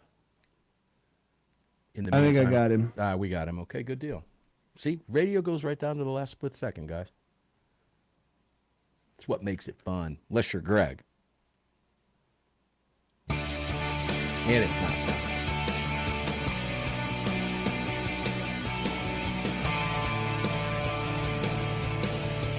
Hi, it's Mike Gallagher wanting to let you know that the crew of the Desperado Sport Fish in Virginia Beach, Virginia supports Armed American Radio and the Second Amendment, and I'm right there with them. Now back to Mark Walters. Yeah, we love our boys and girls over at the Desperado Sport Fish. They've been hanging around with us for a long, long time. Know those folks really, really well. 30, almost 40 plus years, man. They are the real deal, and we appreciate their support. Welcome back in, guys, to the Car Firearms Group Studios. Mark Walters filling your prescription for freedom here in front of this powerful CZ microphone here at the Patriot Mobile Communication and Command Centers, all being brought to you by the National Rifle Association, and we really appreciate them reposting our stuff. We've got thousands of viewers over on X, over pushing close to 4,000, I think, about 1,300, 1,400 active right now, and we appreciate that. It's growing by the minute. So thanks for that. Guys, you can support Armed American Radio by visiting all of our great partners, including the NRA, at armedamericanradio.com. In fact, even though Christmas shopping is over, there's still some great deals to be had over at budsgunshop.com. There's always good deals at budsgunshop.com. Budsgunshop.com, our exclusive online retailer.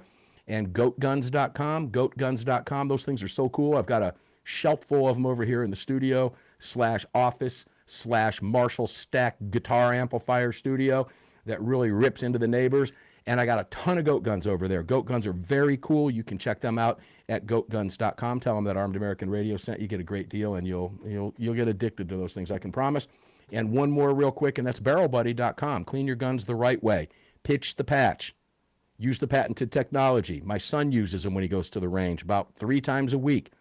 2 swipes with a Barrel Buddy and you're done. And if you use the promo code AAR at barrelbuddy.com, guess what? You can also become an affiliate and actually make money. So that's a win-win all the way around. barrelbuddy.com, barrelbuddy.com. Neil McCabe, redstate.com, losing his Boston accent. How you doing, my brother? Welcome in. Merry Christmas and Happy New Year, Neil. Merry Christmas, Mark, and Happy New Year to you and all the knuckleheads over at Armed American Radio Conversations. Yeah, which you can do, by the way, for a lot of new viewers and listeners. If you want to jump in the chat over there, you can download the Telegram messaging app and search for Armed American Radio Conversations. Log in over there and join that conversation. It's always fun. You can also get in on the conversation at any of the social media platforms, including Riverside.fm, where we're broadcasting over there as well, including ArmedAmericanRadio.com. So, Neil, I was talking you up during the break. You've been a participant on this program. This is our final show of 2025. You have been participating on this show. Wow, good heavens. Nearly from the beginning as an original. You're an OG, man. You're an original gangsta when it comes to the roundtable. And it's great to have you back after a year hiatus. I was talking you up. Nobody knows D.C. like you do, not that I have found anyway. You've been reporting on D.C. You've been a White House reporter out there on the lawn with the White House behind you for more than one network. You are, you've been with Human Events. You've been with Breitbart. You've been with redstate.com. I want your opinion on just looking backwards now with all of your experience in Washington, D.C., how you feel about the first year of the Trump administration. Now, let's compare it to the Biden years relative to 2A. Not just stay focused on 2A with you. I want to talk about other things going on in D.C. as well. But give me your take. What are some of the biggest stories of 2025 that you can think of? Well, I think the first thing that really strikes me is that when I was a young man in high school, I collected signatures to put Governor Reagan on the ballot in 1980 for the Massachusetts primary. I went door to door. I made phone calls. I was extremely active for what a high school kid could do for Governor Reagan, who, of course, is President Reagan. And I was promised a bunch of things in 1980, and virtually none of them ever happened. Okay. None of them. Like, ridiculous. Give me an example. Give me an example. So they were going to get rid of the Department of Education. They were going to get rid of the Department of Energy. Mm-hmm. They were going to eliminate the corporate income tax. They were going to pass an amendment that said that life begins at conception, which would have short-circuited Roe v. Wade, and on and on and on. And there's a ton of things, programs, and everything else that were supposed to be, they were supposed to be eliminated. And it never happened. And what I saw with Doge, I was like, wow, I've lived long enough to see the Reagan Revolution actually happen. Mm-hmm. And Doge, it was pretty much, by June or July, it had become a spent force. And, it obviously Congress wasn't, people forget that, the Republicans in Congress are in on all the stuff, right? So they campaign about this stuff, right? Yeah. But that doesn't stop their wives and kids from working there or lobbying there. It's whatever. And so it was thrilling for me to see, non-government agents, non-government organizations, NGOs, these sort of nonprofits that get all this money from the government. There was one in Rockville, Maryland, that, among other things, pretended to build water pumps and wells and things in Africa. And they had to lay off 800 people. And I was like, wow, that's awesome. So I thought Doge was awesome.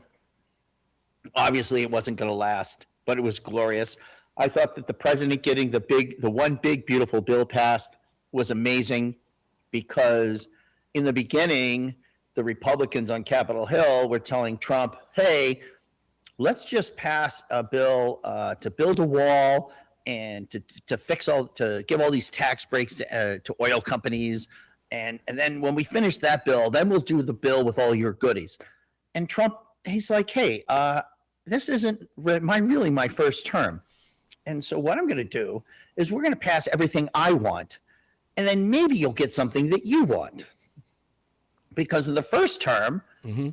he allowed everything that Mitch McConnell and John Thune and everything Paul Ryan, everything they wanted happened.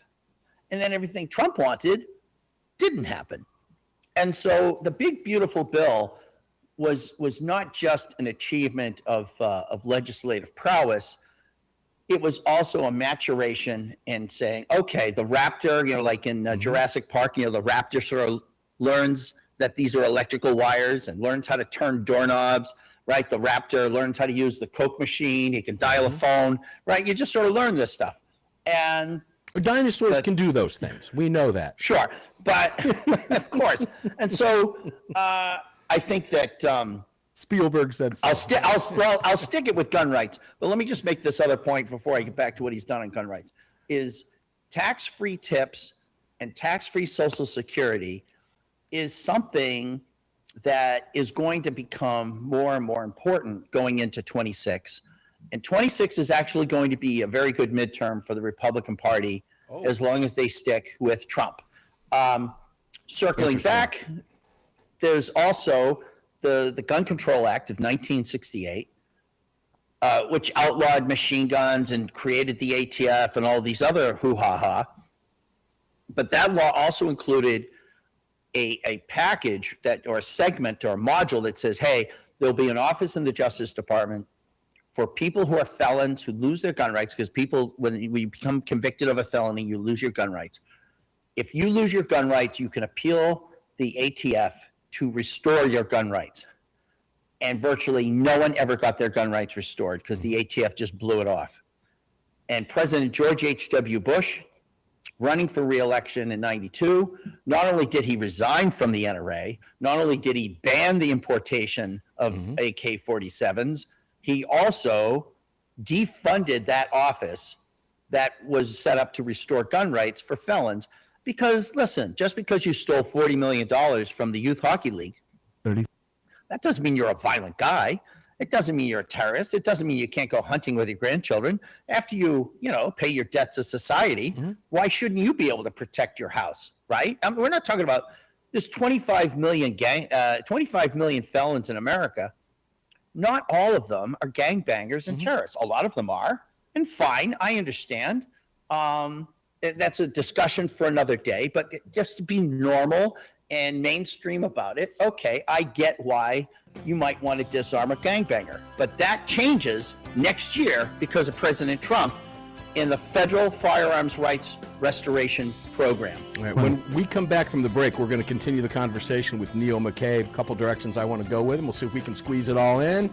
Neil McCabe, redstate.com, redstate.com. We're flying by, guys. Buckle down. We've got one more segment left. Then we head into the roundtable. Back after this.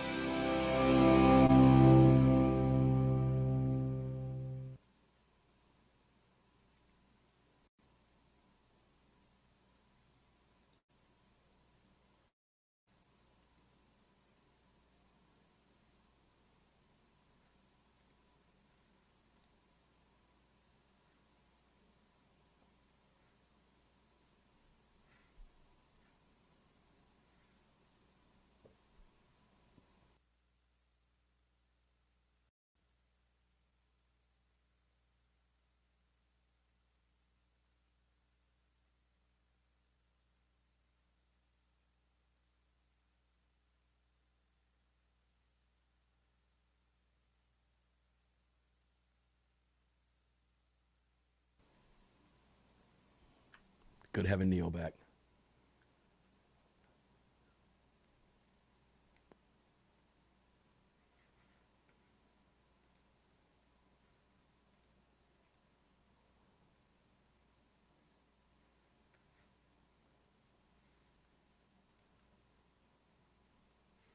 Let me try this again.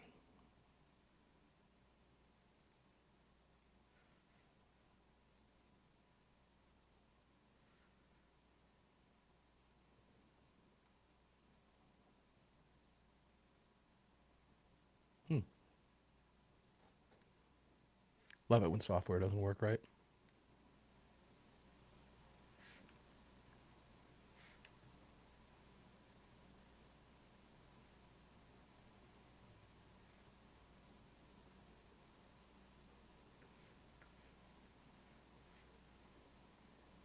Looks like all of you can see the spinning logo. I just can't see the spinning logo, but that's okay.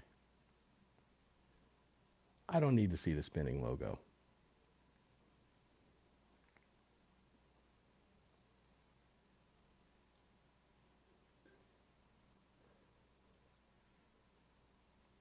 Camera's back up.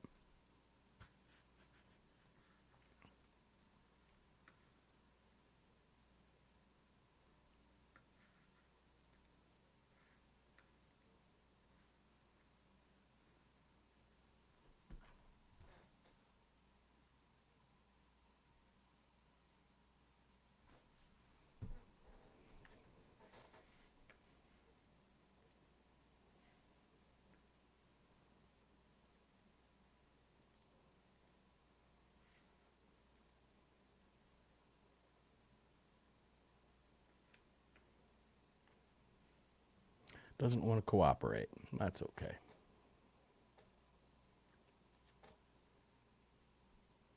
Less than 2 minutes, guys.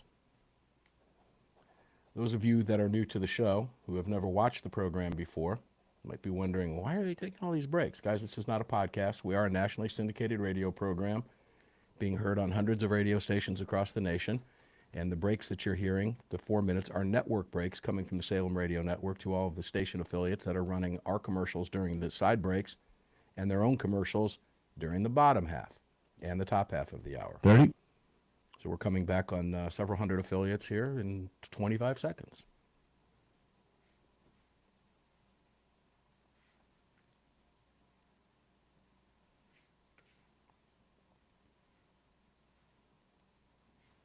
Looks like that camera doesn't want to cooperate and go back to the big screen, so sure you can hear us, hopefully.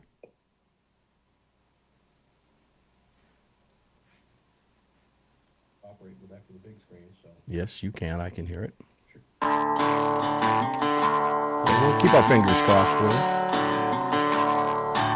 If you own a firearm, you know that a self-defense incident can happen anytime. That's why you need Attorneys on Retainer. They're the only self-defense program backed by real attorneys who specialize in self-defense cases. Visit them online at attorneysonretainer.us. Welcome back. Yeah, welcome back, ladies and gentlemen. The Car Firearms Group Studios. Mark Walters here at the CZ microphone, filling your prescription for freedom. 17 years running now, and I'm holding my card. This is my card.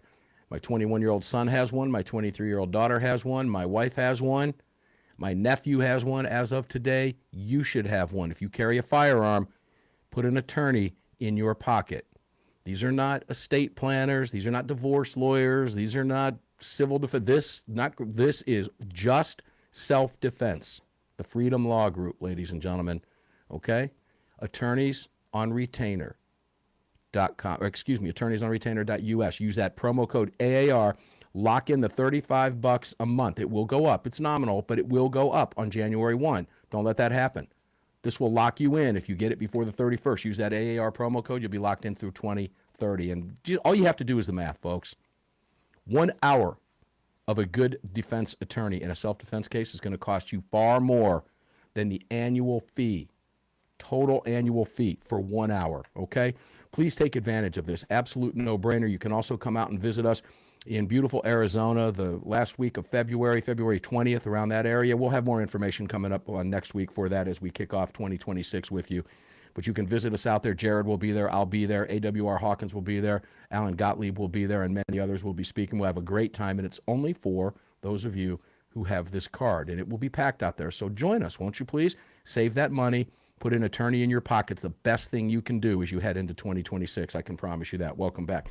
Neil McCabe, let's keep the conversation going, brother. I'm going to tell you what my favorite part of Trump has been this year. I love watching him berate and embarrass the media. You ask this question, he says, you're a bad person. Who do you work for? ABC, you're fake news. You're a bad person. You're a terrible person, and you're a terrible reporter. You get all psyched up. You just get all psyched up to come out here and attack. You're just a bad person, and I love that. And I think if you ask me what the greatest story of the year is, I'd have to say, right off the bat, without batting an eyelid, a solid year of Trump. And I'll go further, Neil, and I'll tell you why I believe we had to suffer through 4 years of Biden. And I'll I'll let you answer that by asking you a question. Do you believe Trump's second term would have been the same as this term if he had won in 2020?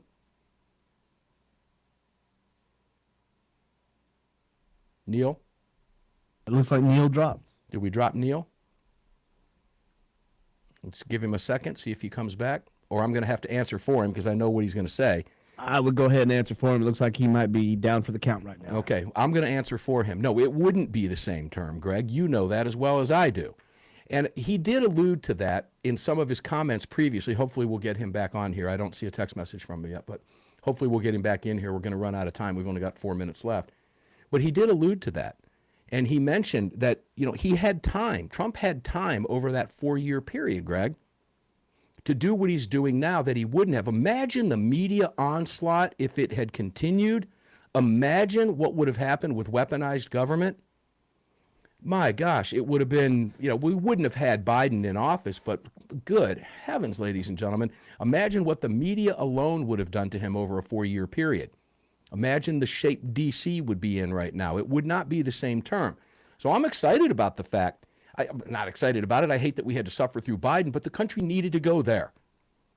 It woke a lot of people up, too. A lot of people saw the absolute corruption that existed, and now it's just plain as day, all the absolute corruption that's going on within the Democrat Party, and we're seeing how stagnant a lot of Republicans really are because they talked a lot of game up until the election, and we're almost a year in, and I see a lot of them are still not doing anything. Leadership in the Senate and the House specifically. Yeah, well, the interesting part about all of that is the theory. Okay, we can talk a little bit of theory, right?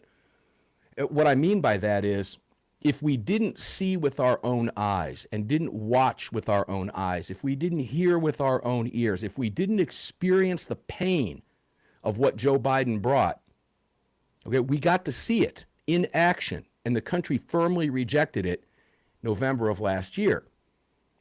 And by doing that, we didn't get to just hear what they wanted to do, we saw what they wanted to do.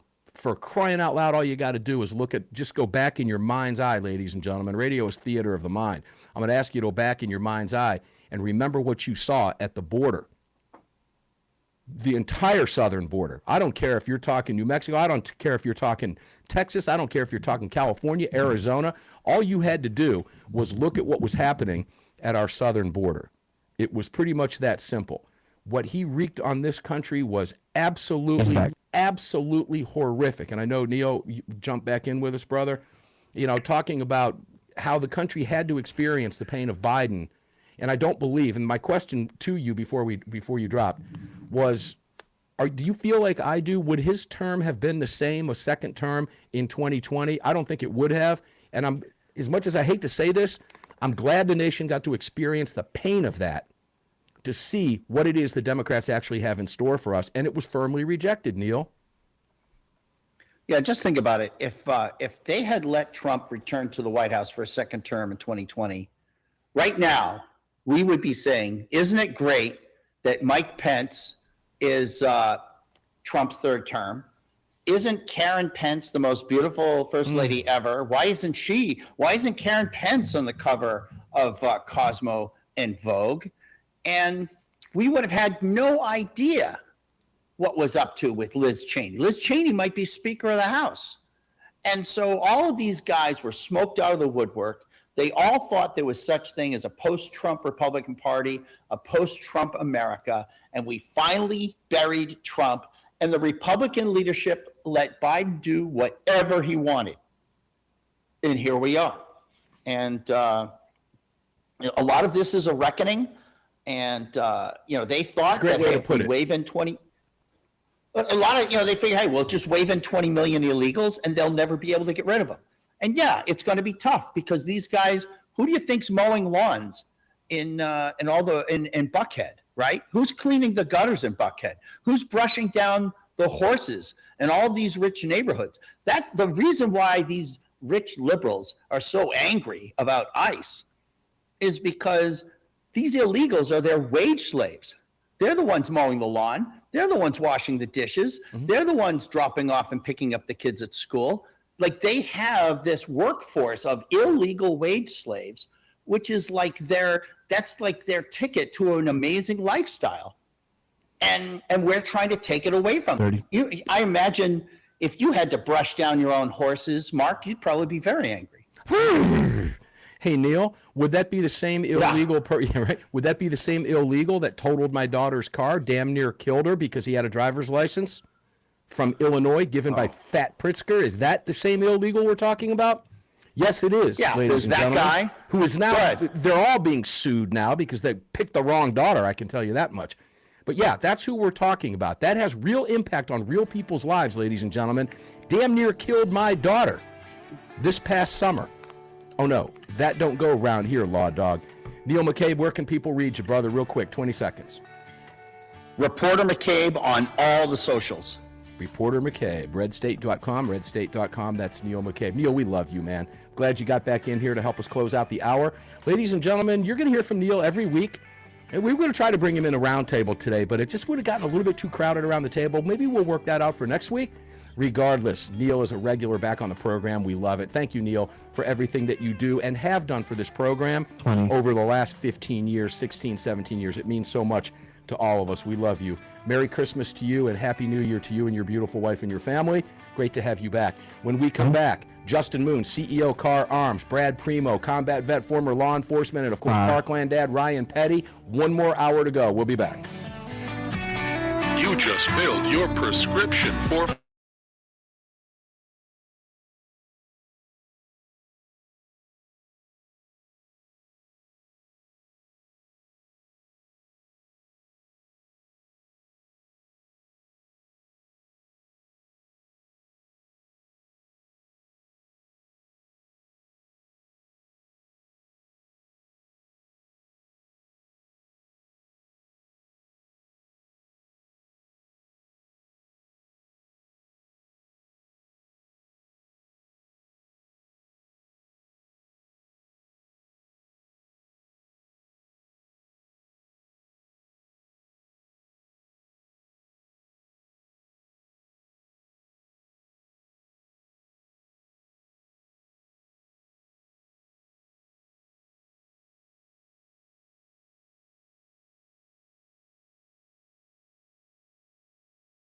All right, guys, we're going to take in this business what we call a biology break. We will be back in just a couple of moments. We'll bring the mics and cameras back up for you during the break.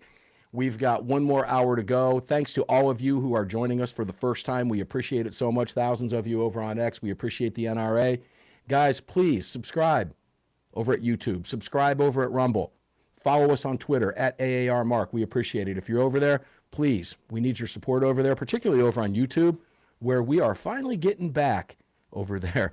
And we're getting close to 1,100 over there now, and that was very difficult for us. They did not like the politics that we talked about, but they have opened it back up for us, as has Facebook. Unfortunately, Facebook, for whatever reason, is unable to take our stream today. Not our fault on this end. So if you like watching on Facebook, we'll be back on Facebook next week, I'm sure. But there will be no live video during the week because we will be taping tomorrow and Tuesday for you right before we go live so we can give everybody the day off, including Greg, who needs to leave early because he's earned it. This is the only time of year that we really have the opportunity to do that. So we appreciate you bearing with us, and we'll be back with you in just a couple minutes. 6 after to be exact. We'll be back before that, though.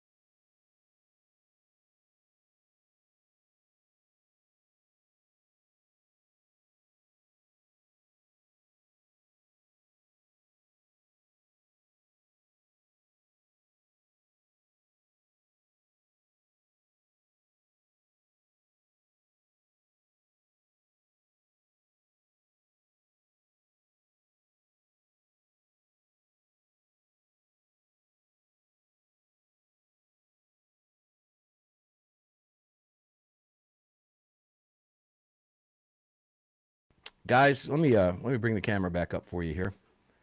And I apologize, it's not on the big screen. So there's nothing I can do about that at this point. We can rely on technology, and sometimes it just doesn't go the way we want it to. But I've had a lot of comments every time I wear this shirt. So let me stand up here and show you this really cool shirt here. And I've got a number, it's super high quality, by the way. This is not one of those cheap T-shirts that you're going to wash and it just that's your last wear, okay? But it's you can find it at armedamericanradio.com. That and on a whole bunch of other branded stuff. Tyrannics over there. You can see the logo on our webpage. They're one of our title sponsors, Tyrannics. All right, check them out. They've got some really super high quality stuff. It's not junk by any stretch, and you'll enjoy it. It's all Second Amendment related. It's freedom related. It's constitutional related. You will absolutely love that stuff over there, and we appreciate them so much. Also, you heard Jared Yanis in the last hour talking about bringing Blackout Coffee to Armed American Radio. We are thrilled about that. Some of you have said, what happened to Defender Coffee? Defender Coffee was bought, and Blackout Coffee is stepping in, and they are the real deal, ladies and gentlemen. And, of course, Jared Yanis is a principal in that business, has been for a number of years. So we're really, really super excited to have them on the program. You'll start hearing some spots running and live reads, and we'll make a big deal about that next week on Sunday's broadcast when we come back live on the Monster Cast for you. This week's schedule, again, for those of you that might just be tuning in, Andy Hoosier will be on the program tomorrow. We're going to tape that up tomorrow for you. We're going to look back at things. We're not going to really worry too much about current events unless it's something that's massive that's breaking at the time. And then, of course, we'll have Lee the Gunwriter Williams. We'll do that on Tuesday. And then Wednesday, Thursday, and Friday, we will be off again and back for you live on our regular 6-day schedule with no encores. And those of you who, I got a lot of questions about where's the podcast. I like listening to the encores. I miss a few shows from time to time.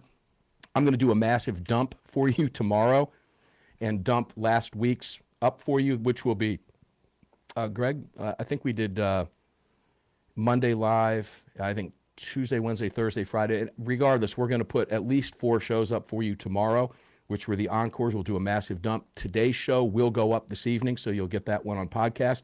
Those of you who are tuning in later and catching us on podcast, you'll have that up in about an hour and a half for this 3-hour program. And then, as I said, next week we'll do the same thing, and you guys will be back on a live schedule for you after the holiday season. I'm ready to get back to it, to be honest with you. I'm kind of over it.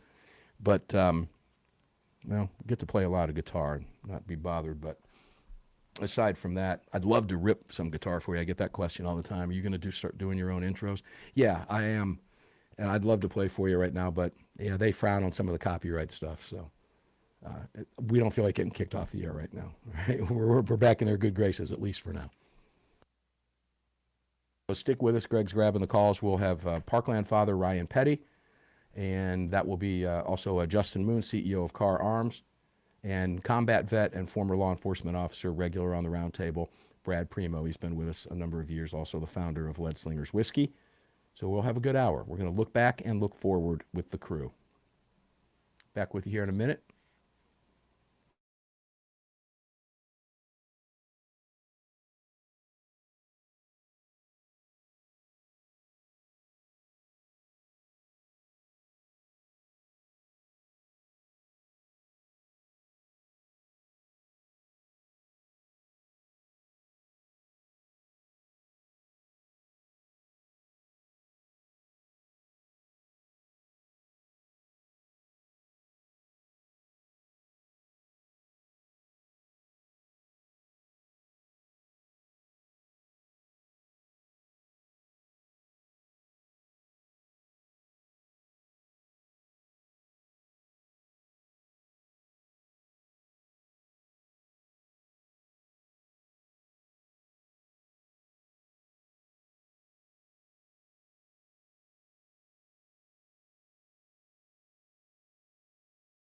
Not so sure.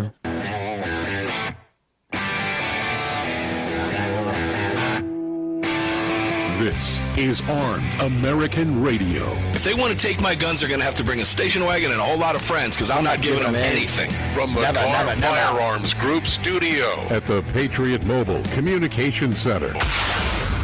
Proudly presented to you by the National Rifle Association. National Rifle Association. Here is your host of Armed American Radio, the loudest conservative voice in America fighting for your rights, Mark Walters.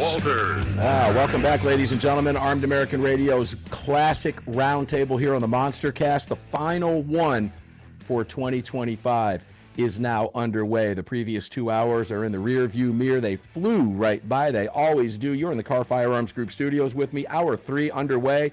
We thank all of our amazing affiliates around the country, several hundred of you. Thank you for carrying this program as long as you have. We appreciate each and every one of you and listeners around the nation, those of you that are watching and tuning in on whatever device you're using, whether it's a television, a phone, a laptop, computer, makes no difference. We appreciate every single one of you. Merry Christmas, and I can now tell you Happy New Year as well from the Patriot Mobile Communication and Command Center. Regarding Patriot Mobile, by the way, this is a Patriot Mobile phone, so if you want one, real easy to do, visit patriotmobile.com/AAR and take advantage of the great deals over there. You're going to get a month off. You're going to get a free month, and if you owe less than $500 on your phone, they're going to give you a $500 credit to move you over. So if you move 4 phones, you're going to get a $2,000 credit plus a free month. You're not going to pay a phone bill for a long time.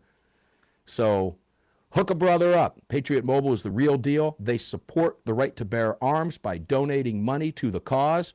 That is part of their corporate mission. Very rare. You're not going to get that from the big three that we don't like to mention, AT&T, T-Mobile, and Verizon. Did we just mention them again? I think we did. You're not going to get that from them, but you will from Patriot Mobile. So, having said that, we are not on Facebook Live today. That is their fault, not ours. But Greg will tell you where you can watch as long as you're not driving, please, and participate in the chat, and we'll get this final roundtable of 2025 under our belts. So let's go, Greg. Welcome in, brother.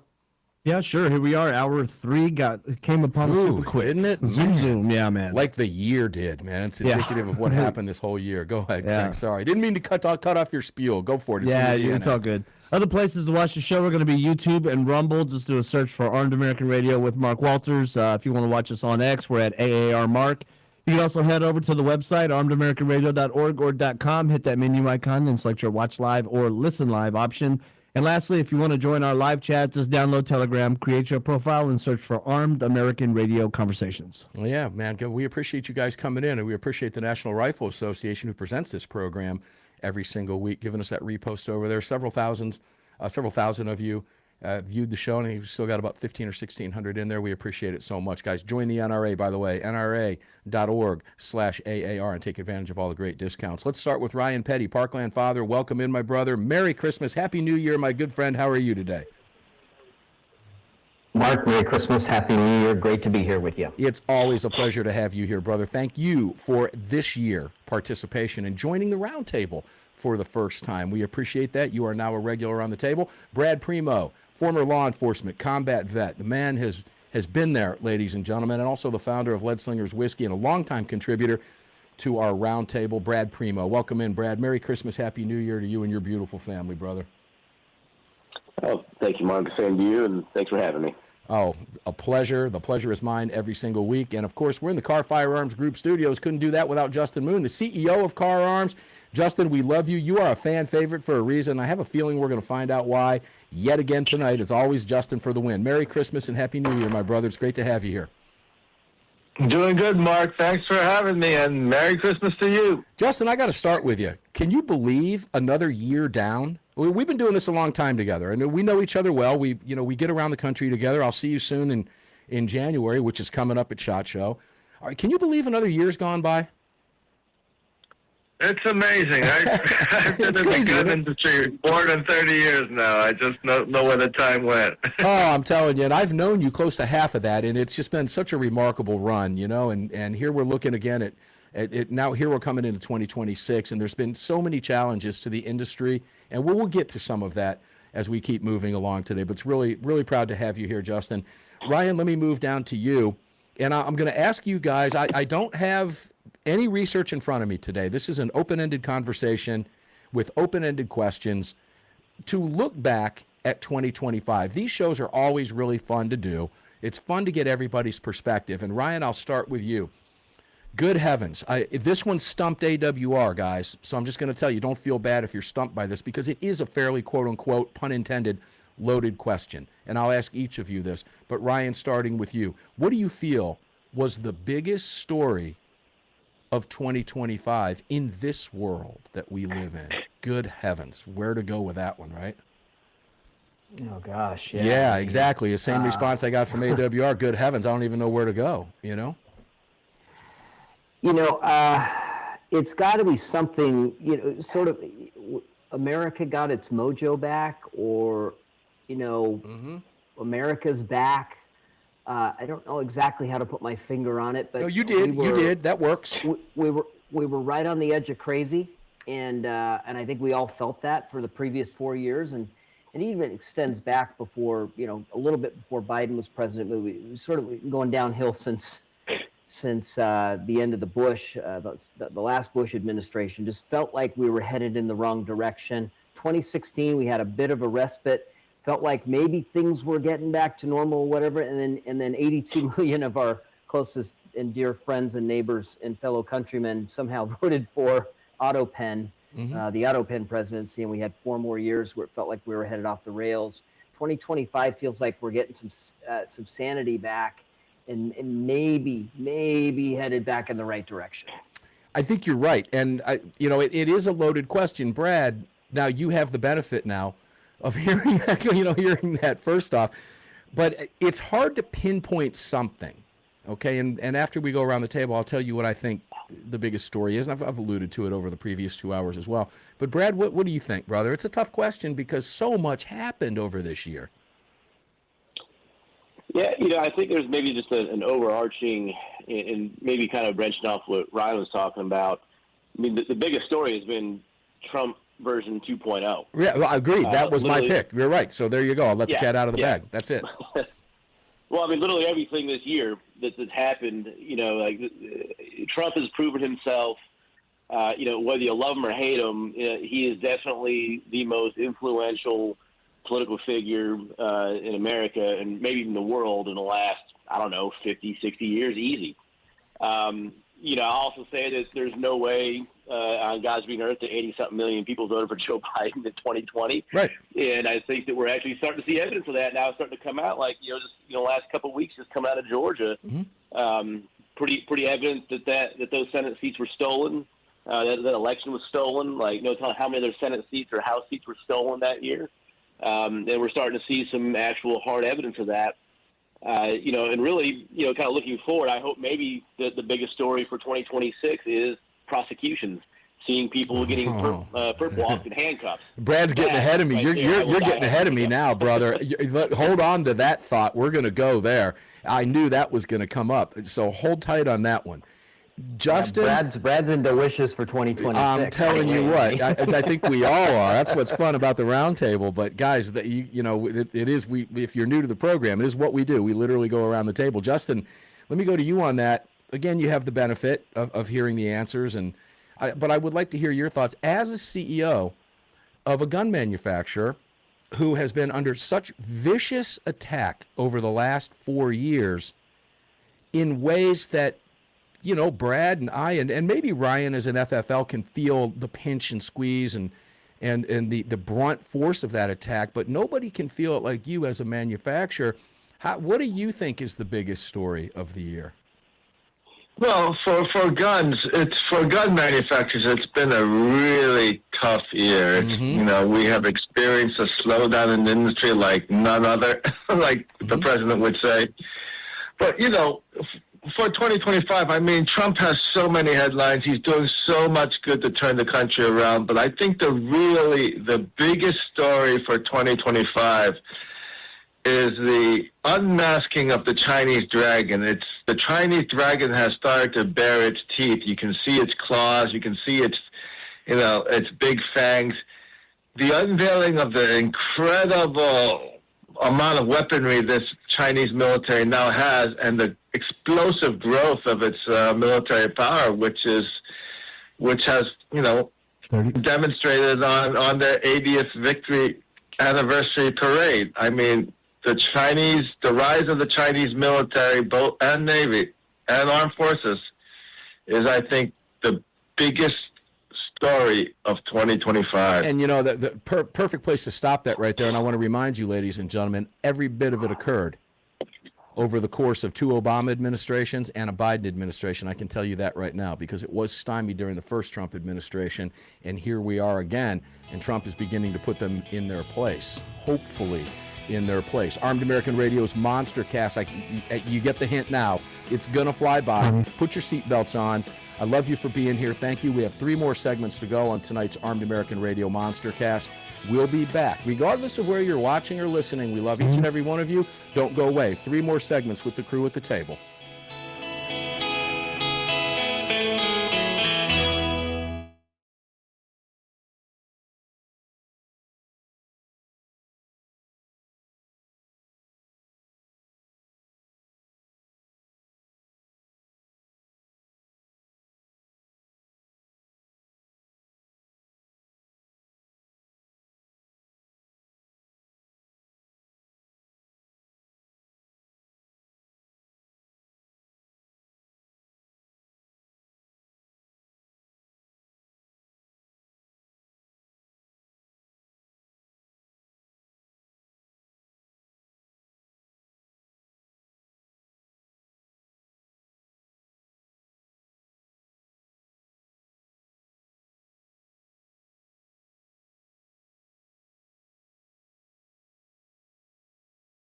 This hour is going to whip right by, folks. It just is.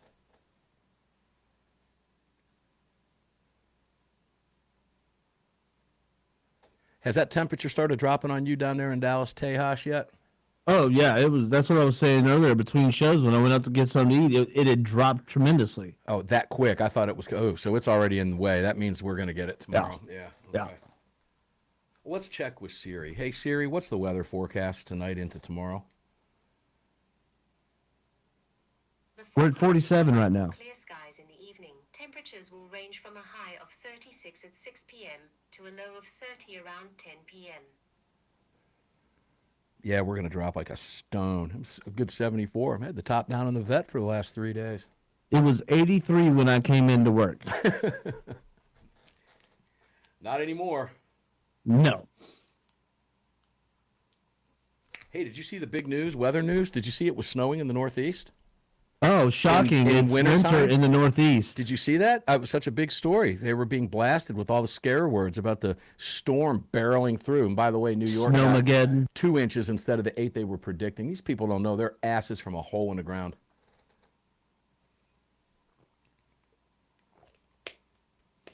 Same people that tell you there was a big rock in the universe that exploded and caused everything. They don't know nothing. Yep. Where'd the rock come from, dude? What exploded and what caused it? And where did it come from to begin with? There's always that. Freaking morons.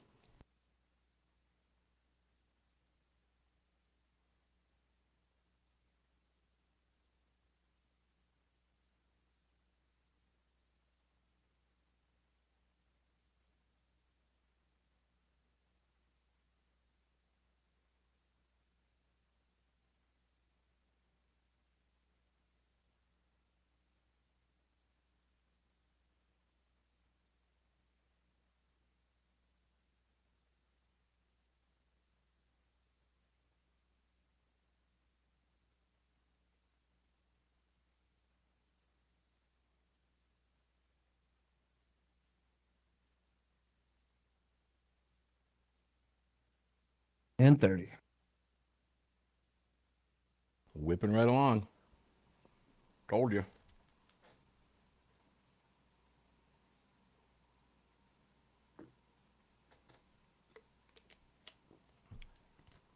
Might have to switch to some apple juice here in the next segment. Greg? Yep, it's almost that time. Here we go.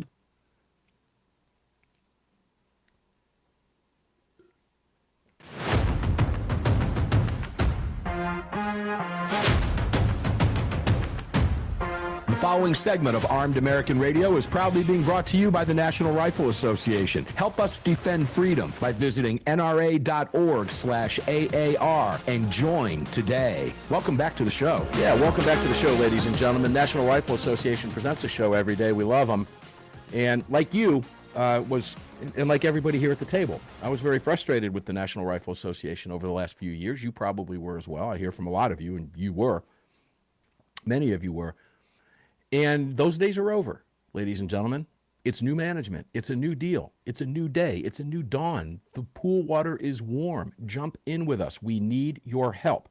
Please. All I'm asking you, give us 1 year. It's $35 instead of 50. We're saving you $15. I think $10. I think it was 45.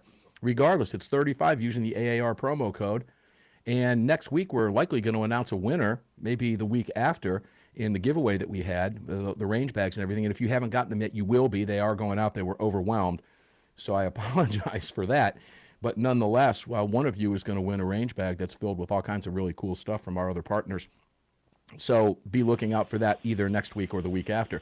It's nra.org/AAR. Take advantage of it. $35 for 1 year. Just give us 1 year. You can do 3. You can do 5. We got great deals for you. And $500 off on a life membership. But we need you at the table with us, okay? It's the number one thing that you can do is join the National Rifle Association and help this 800-pound gorilla get back up to the 1,000-pound gorilla that it needs to be. Okay, and you can visit them at our website and all of our great partners, including Car Arms, CZ. They'll be joining us on the program, hopefully next week, if not the week after. Blackout Coffee, new coffee sponsor, jumping in with us next week. Can't wait to bring them on board. All of our great partners, you can find them all, including Bud's Gun Shop, Patriots Relief. All of them are over there at armedamericanradio.com. All right, we closed out, I think, with Justin Moon. Let's go back over to Ryan Petty. Ryan, welcome back in, brother. We'll start with you, and then we'll take it back over to Brad. I'll let him jump into where he was going to go with his last comment anyway. But you heard what Justin was saying about China. That's a huge story, and the arms race and everything going on there. Ryan, take it away.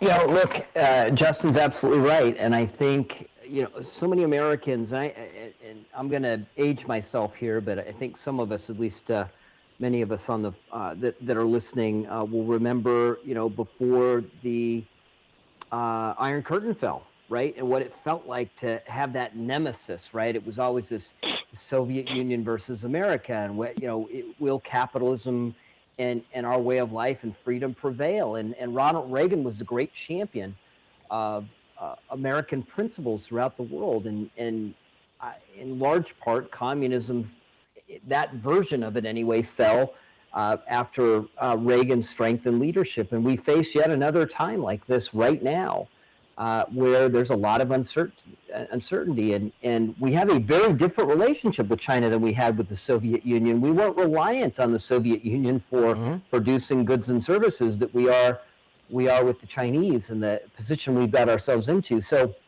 it's going to take leadership. I believe, I agree with what Brad said. Trump 2.0 has been just absolutely every bit better than version 1.0.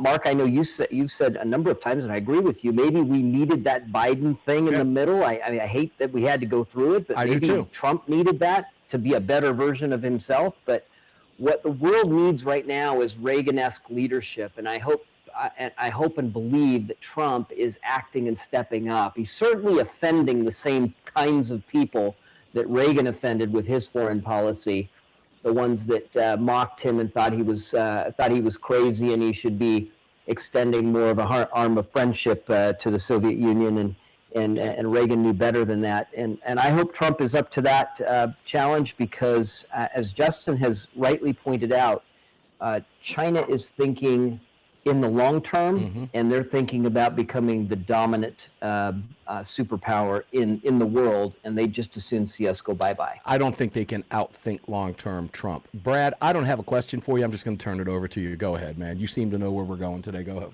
for it. Yeah, if you look at China and you look at what Trump has done this past year, and what he's trying to do is to counter China and to get the United States to stop being reliant on anybody. Because let's face it, when you look around the world, we don't have a whole lot of friends.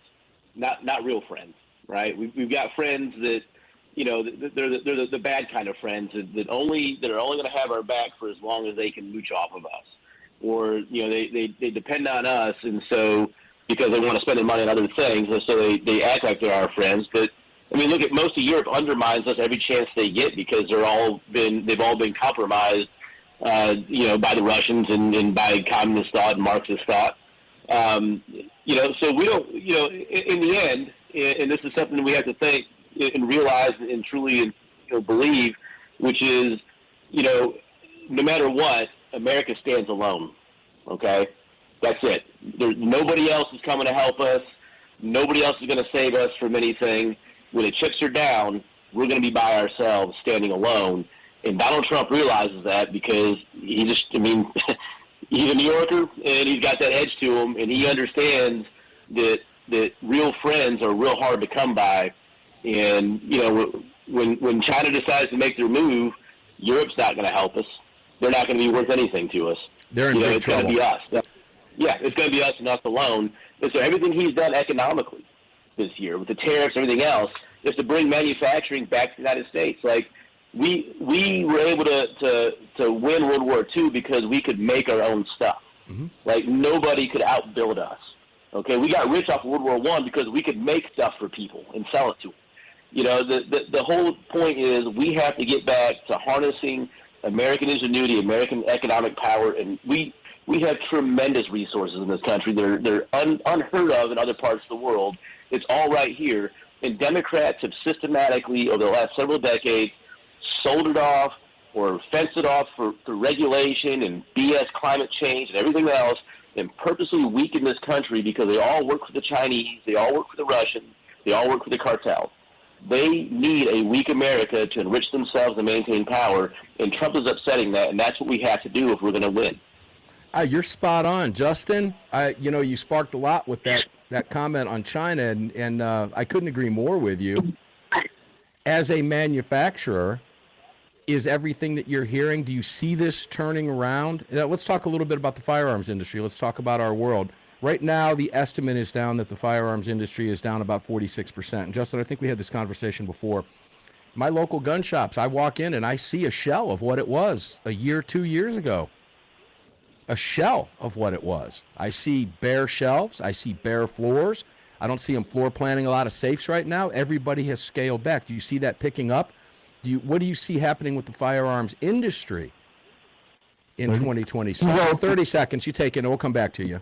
2025 was so hard. And in 2020, you know, if you didn't restructure your capacity planning and you didn't take all the steps to right-size your company, in 2026, you're going to die. So I would expect to see a lot of smaller manufacturers, companies which really haven't made the adjustments they need to make, go kaput. That's sad. It's going to be a tough year. That's sad to hear, but I believe you're absolutely correct. When we come back, I want to go back to you because you did say something in a previous show that ties into that, and that was diversification. So we'll talk about, Justin, with that, and we'll keep the conversation alive, guys. We'll talk about, well, whatever we feel like it, because it's an Armed American Radio Classic Roundtable. We do have some crime numbers I want to cover with the guys. We'll be back right after the break. Don't go away.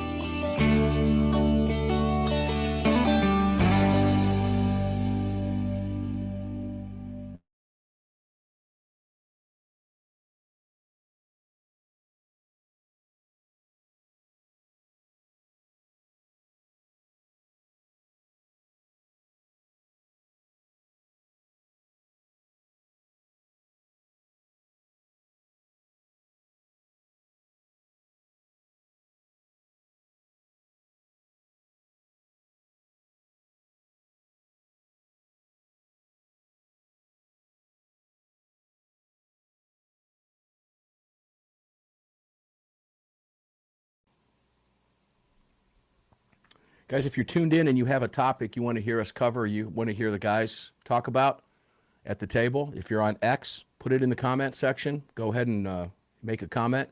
See if we can get to it. We are looking at it live. Those of you in the chat, I apologize. That's got a lot going on over here, and it's hard for me to keep going back and forth there, but nonetheless, we will try. I'll jump over there real quick right now for you. the knuckleheads in the chat.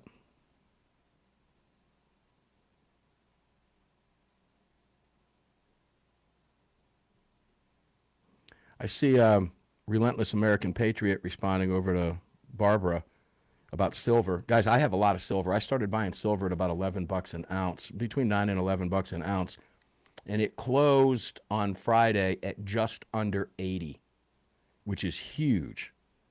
In fact, I think the spot, if you want to sell it, which I wouldn't recommend you do, keep it. I think it's going to get up to 200, particularly with manufacturing coming back to the United States with everything that silver's being used for. But I think the sale spot was around 63. So a lot of people taking money out.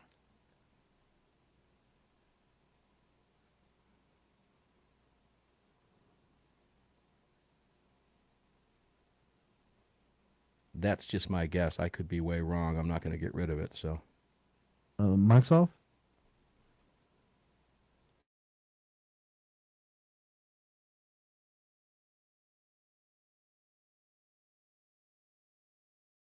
Silver, guys, is going for about $80 an ounce. I understand weed's going for 200 an ounce. Is that what it is?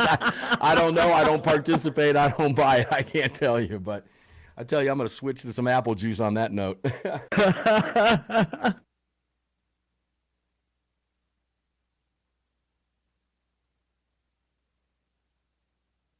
I saw that earlier in the chat, and I was thinking exactly what I just said to you. I didn't post it, though.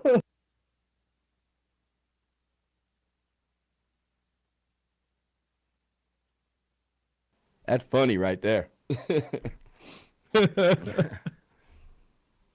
Oh, yeah. I wouldn't know. I don't participate in that shit. But you have to each his own. I do remember when I was a kid, it used to be, like $10 bags of Mexican shake or whatever these kids were doing in high school back in the day. Those lids were completely different than the zips today. 30. Lids, that's so Cheech and Chongish. I've often wondered, they sell legal stuff, the hemp stuff with the THC at 0.3 milligrams by weight.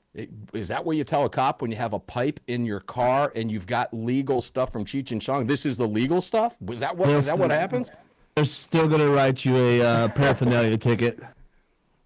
Well, I mean, if it's legal, they shouldn't. The cops here in Texas are not that smart to distinguish. I guess they really can't. I did always enjoy the smell of it, though, growing up.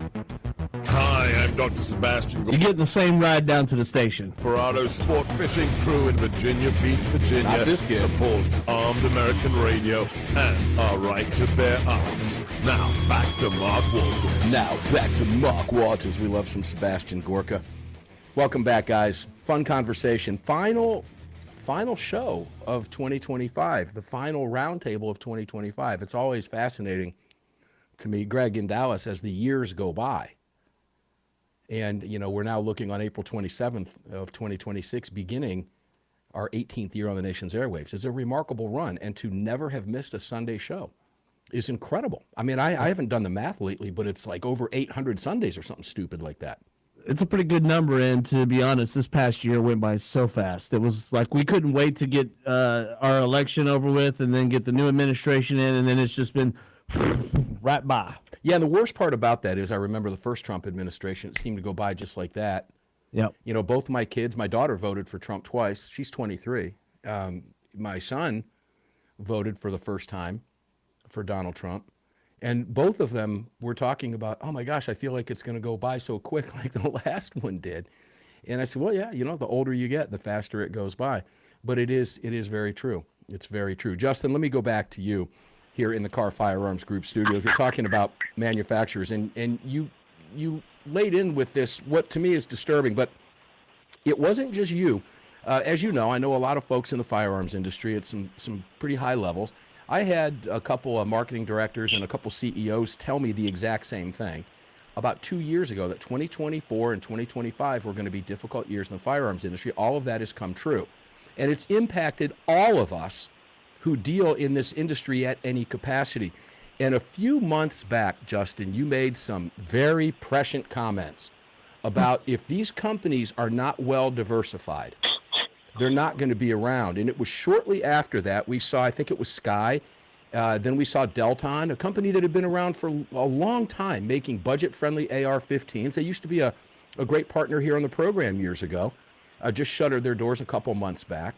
And when I asked you about diversification, I said, on the program, what do you mean by diversification? Explain that. And you made it clear that if you're a one-gun wonder, you're likely going to be hurting. Is that where you were going? I mean, Anderson didn't make it too. Yeah, Anderson too. You're right. And there's others. There's there's a lot others. So it's been an extremely tough year. I mean, we've been fortunate because we have such unique brands and we're quite diversified, but still it's been a tough year for me. It's been tough. I have a lot of car products, and you are well diversified. And my favorite of all, I'll tell you, Ryan, and I think you can probably guess this. I think you've seen it at my home. Maybe you haven't, but I've got a Tommy gun that is, an absolute work of art. And how I got it is actually a funny story, and I'll get some comments from you, Ryan, and from you too, Brad. But I was at an NRA convention manning a booth for Armed American Radio many, many years ago. And Carr was right across the little walkway from me on the carpeted walkway. And directly in front of me, about 5 feet on the other side of me, Justin, was the Tommy gun display, okay? And, of course, you got a line of people coming over to take pictures with that Tommy gun because, as far as I'm concerned, it is the quintessential classic American firearm. It just brings back so much nostalgia in this country. And I remember Frank Harris was standing there watching this, for a 4-day run. And we got to laughing about it. I said, everybody was taking a picture with the Tommy gun. They would pull it off the rack, and it had the wire attached to it. And then they would turn to get a photograph taken. And I had the muzzle of a Tommy gun pointed at my head for 4 straight days for 8 hours a day. And we got to laughing about that. Frank said, you need one of those. So I bought one. And Justin, when I got it to this day, when I opened up that case, it became a family heirloom instantly because it's such an American classic. And talk about having that in your lineup. Now, I can't count how many times I've taken pictures of people from around the world at the Rod of Iron Festival inside the Tommy gun warehouse in Greeley, Pennsylvania. I've got photographs of folks from Korea, from Japan, families, 8, 10, 12 of them, all standing with Tommy guns. They love this gun, not just in the United States, but around the world. And that is my favorite gun. So you are well diversified, and your product lineup is second to none. So, Ryan, as an FFL, when you hear what he's talking about as someone who sells these products, I want your take on what you think is getting ready to happen in 2026, knowing what we've all been up against over the last couple of years, predominantly the last 12 months. I see opportunity. At heart, Mark, I'm a technology entrepreneur. That's kind of what I do, my day job. I'm also at FFL, I know, and I do this. I do the FFL thing for a couple of reasons. One, on principle, I wanted to buck the trend of the Biden administration going against gutsy move, I might add, by the way. Gutsy move. Yeah. Well, it's I've got a funny story about my first inspection that I'll have to tell sometime. Remind me to do that. But anyway. Hey, Ryan, I'm going to remind you to tell the story about your first inspection, but we'll do that later. Go ahead. You asked me to remind you, so I just reminded you. Thank you. What I will say, Justin's right. The time to diversify and make investments are when other people are running scared and it feels like a downturn. The folks that bought real estate in 2008, made many times their money back in returns as the market returned. So the market will return. It's cyclical. We know it is. I just hope we don't have to elect another Democrat president, gun salesman of the year, to bring the industry back.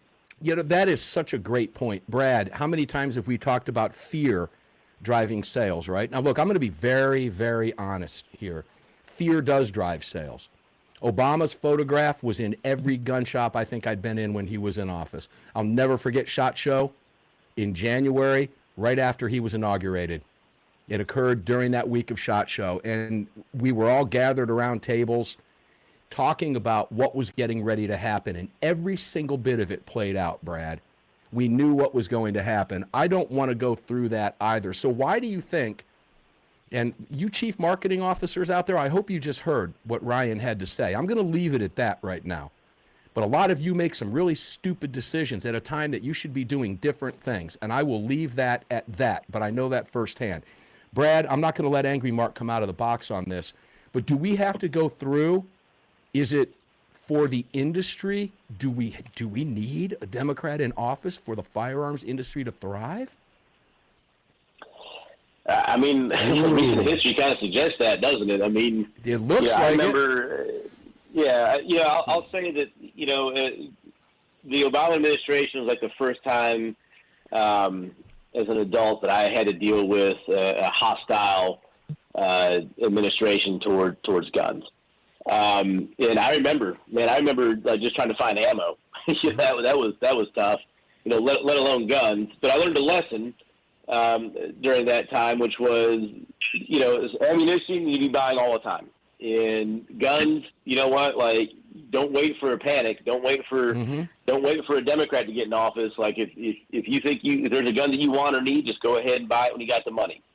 That's just kind of how it is. But I think a lot of people out there, I mean, probably you and I and Ryan and Justin and a lot of the listeners, we don't see guns as luxury items. Like, we see them as tools and necessities. But there's a lot of people out there that see guns as toys. And when the economy gets tough, when inflation sets in and your dollar's not going as far, when prices go up, people stop buying things they think they don't need. And for some people out there, that's guns. And so I can see why this has been kind of a tough last year or two. And, also what Justin was saying, like, I was just talking to somebody the other day about going to SHOT Show, and probably the worst part about it is like, it is just one booth of AR-15s after another. And don't get me wrong, I love AR-15s. I have a bunch of them. I think it's a fantastic rifle. What do you need all those assault weapons for? I'm just asking. What do you need all those for? Yeah. Isn't one enough? You gun nut wacko. No, they're not. I mean, one is better enough, but there's not enough. But you got to have innovation. You got to have something other than just another AR-15. And so Justin's right. You have to diversify. Hey, Justin, maybe we need an AR-16. When we come back, we'll flip it over to you. Armed American Radio's last segment of 2025 coming up on the roundtable, guys. Hope you're enjoying the show. One more to go. We'll be back right after the break. Don't go away.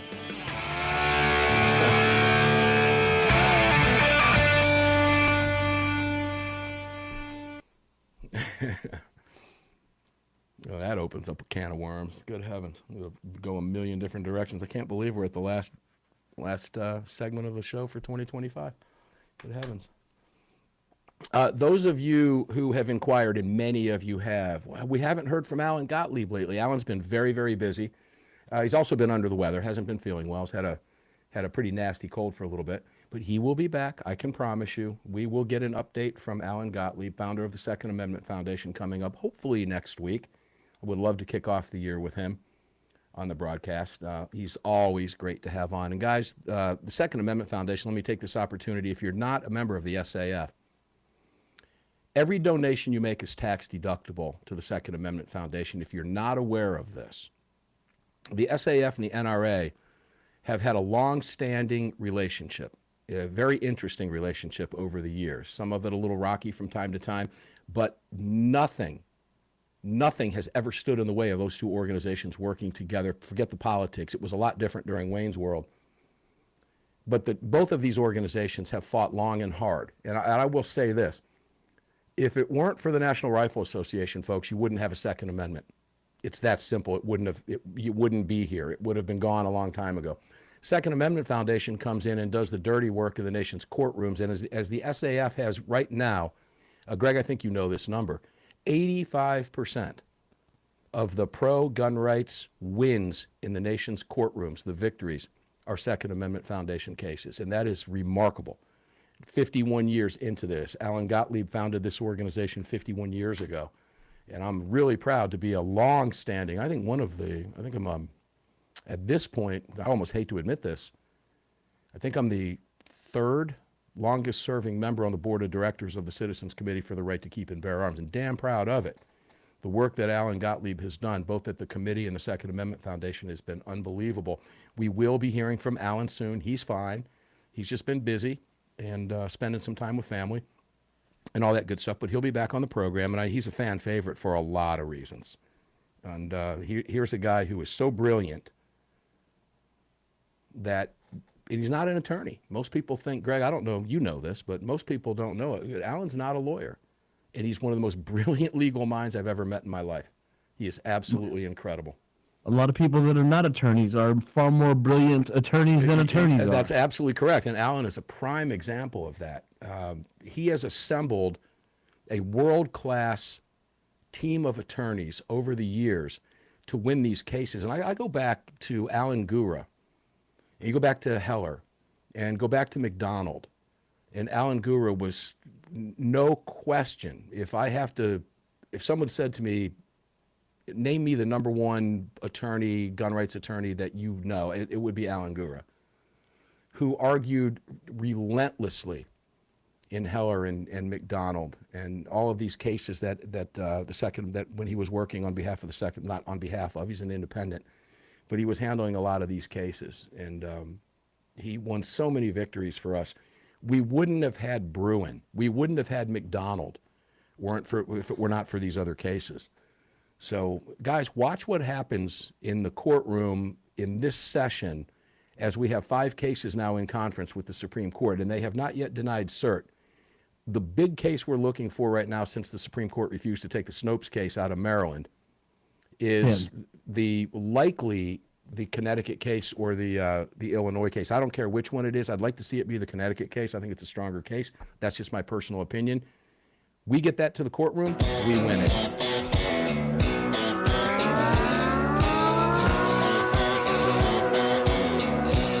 This segment is brought to you by Attorneys on Retainer. Get the only self-defense program for gun owners backed by a real law firm, the Attorneys for Freedom. Visit them online at attorneysonretainer.us. Welcome back. Hey guys, I'm going to use a real-life example for Attorneys on Retainer before we get back to the crew on our final segment of 2025. AWR Hawkins and I were talking about the individual in Kentucky, the father who defended his kids who were being beaten when all he did was go pick up his kids at a college campus in Kentucky. And he went before a grand jury. He used a firearm to defend himself and his kids, essentially, which is exactly what you would do. I know I would. I wouldn't hesitate. Prison be damned. I'm going to defend my kids' lives. And he did. And it wound up over a month of his life. It finally went to a grand jury, and the grand jury refused to indict him. You know, you're not entitled to an attorney until you're charged. If you have this card that I'm holding up on camera right now, if you're watching on your devices or TVs, it really doesn't matter. It's attorneysonretainer.us, and this is the last time I'm going to be able to tell you about this in 2025 before the price goes up. It's $35 a month. You are not entitled to an attorney during an investigation. I have lost count. I've written 2 books about it. All right? If you carry a firearm, you better have an attorney. This is the single greatest program we have ever had on this program. Take advantage of this. The price is going up. Again, it's nominal. It's going up. It's still going to be a great bargain. I don't care if it goes up $50.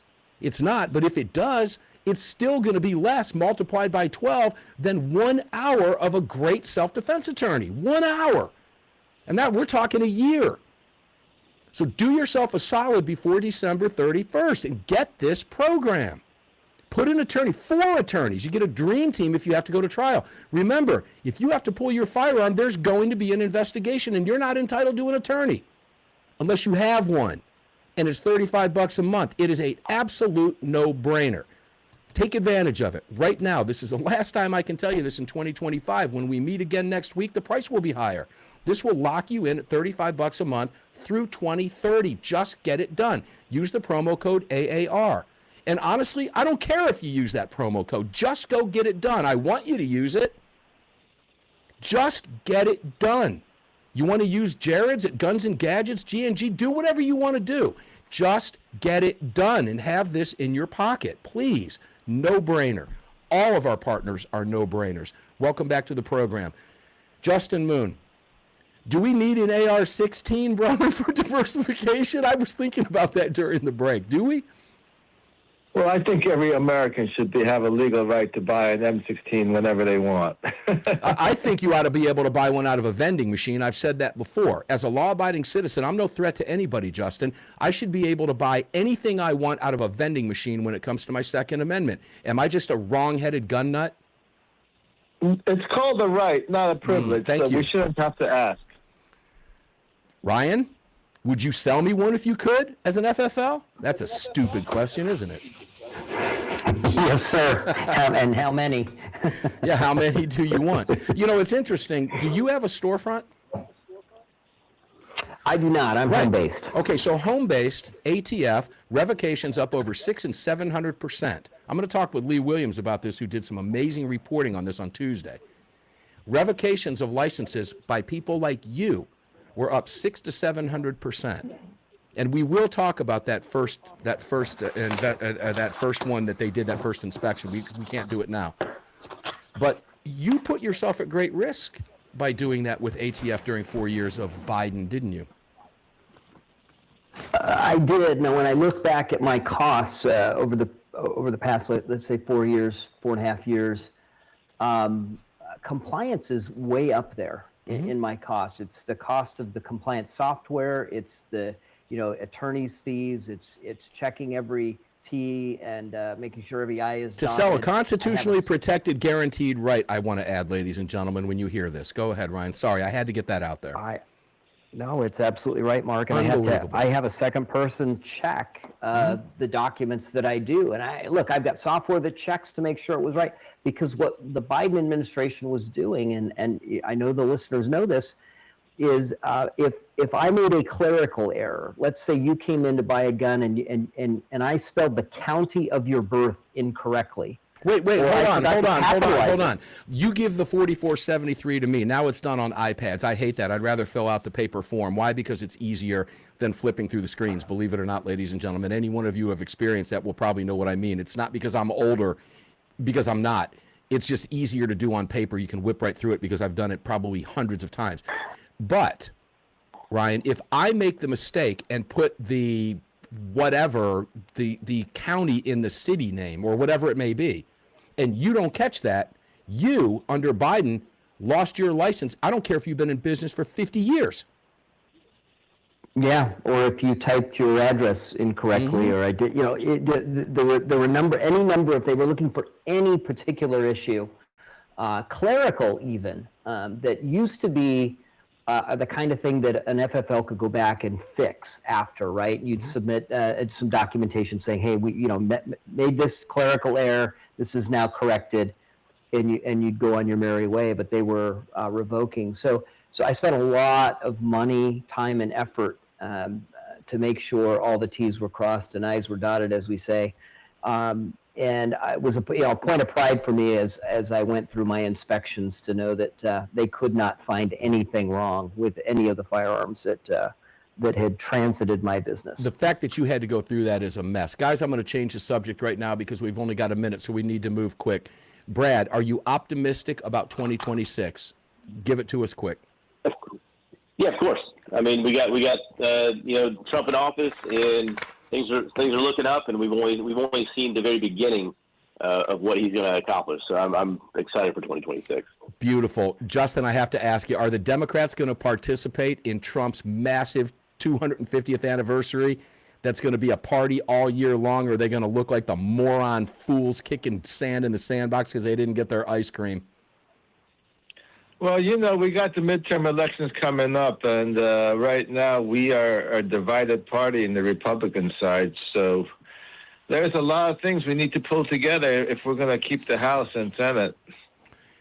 You're right. And that's going to be a conversation for 2026 coming up, but you're absolutely correct about that. Ryan, are you optimistic?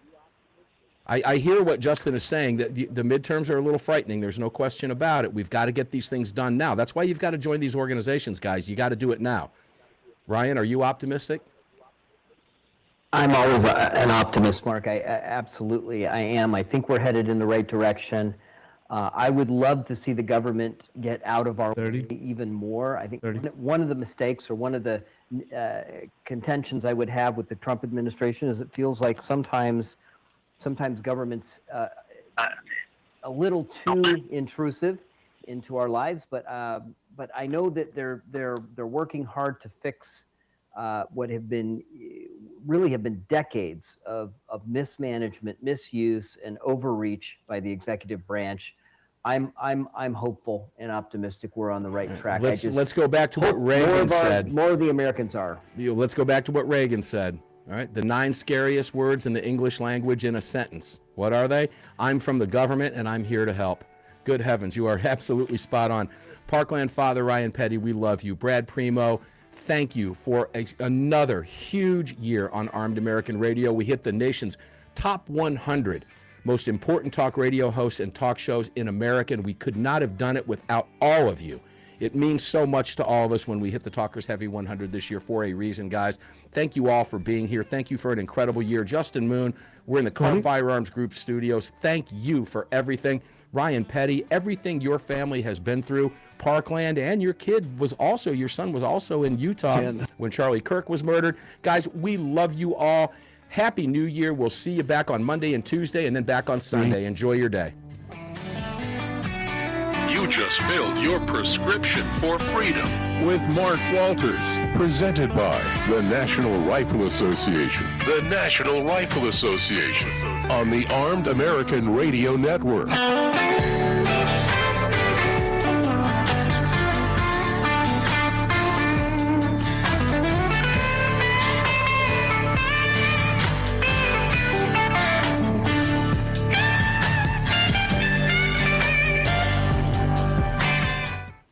All right, guys, that's a wrap for 2025. I can't believe it. Greg, jump in here real quick. Mics are live. Unbelievable. 2025. Yeah, I can't believe we're here already. It's week 52. Show-wise, 2025 is over. And, man, oh, man. Monster Cast-wise. Monster Cast-wise. To those of you who are new to the program, I get this question all the time. Why do you refer to the show as the Monster Cast? That came about a number of years ago when the show began to grow. When we first hit the airwaves on April 26th of 2009, and that makes it sound like such a long time ago. Well, 17 years ago. But at that time, we were a 1-hour show heard on AM 920, The Patriot, in Atlanta. Greg, it's not The Patriot anymore. It's The Answer. That's correct. And this show's almost old enough to vote. Yeah, this show is almost, thanks for that reminder, too. And my first vote was Ronald Reagan for president in 1980 when I was in college. But the local PDs in Atlanta, after our first show, asked us that night about, where we wanted to go. They said, we really like this program. What do you think you want to do with it? And I said, well, we want to syndicate the show. And they laughed at me. Every talk radio host wants to be syndicated. And they laughed it off. They literally laughed it off. I won't name the guy. I'll just say his name was Mike, which it was. But he laughed. He said, well, you got a ways to go there, Kemosabe, okay? Every talk radio host wants to be syndicated. 4 months later, the network approached us and said, we can move this show. And we then went, Greg, to 2 hours. That September, starting in April, September we went to 2 hours. October we went to 3 hours. And within 4 to 5 months, we were on about 35 stations, and then it just jumped up from there. 135, and it just continued to grow from that point. We've never lost an affiliate over all these years because of something I've said, which is my mom is just amazed by that. And frankly, I am too, over all these years. But, same here. Yeah, right. Well, you know me well enough to know that, and those of you who listen to me from time to time, during the breaks can get a sense of that. It's hard to flip that switch between FCC and friendly and unfriendly. But the fun part about it is the only stations we've ever lost, Greg, were due to format flips or marketing DMAs, right? We've never lost a station because of something that I've said or that somebody didn't like what we were talking about. We've had complaints. We've had lawyers contact the network over the years that said, hey, this guy's carrying a gun in an FCC-controlled studio. Well, I'm not a Salem employee, number one. And number two, in the state of Georgia, it is not illegal for me to walk into an establishment that might have a no-gun sign. It's completely legal for me to do that in the state of Georgia. So we quietly put them to bed. But we've had complaints over the years, but we've never lost affiliates because of the content. And guys, when you're talking about two political subjects, guns and abortion, you draw the absolute worst of the other side. The hatred that comes at you is incredible. And I've got friends that get so angry at me because my calls are screened. You would not believe the bullshit we have to put up with from people that somehow find your crap out there, Greg. It's actually frightening. If my wife knew the truth, it'd probably scare her to death. But it is Armed American Radio, after all. But nonetheless, guys, we're really, really proud to have been able to bring this show to you. And as we close out this year with you on the Monster Cast, again, we'll be back tomorrow and Tuesday, taped.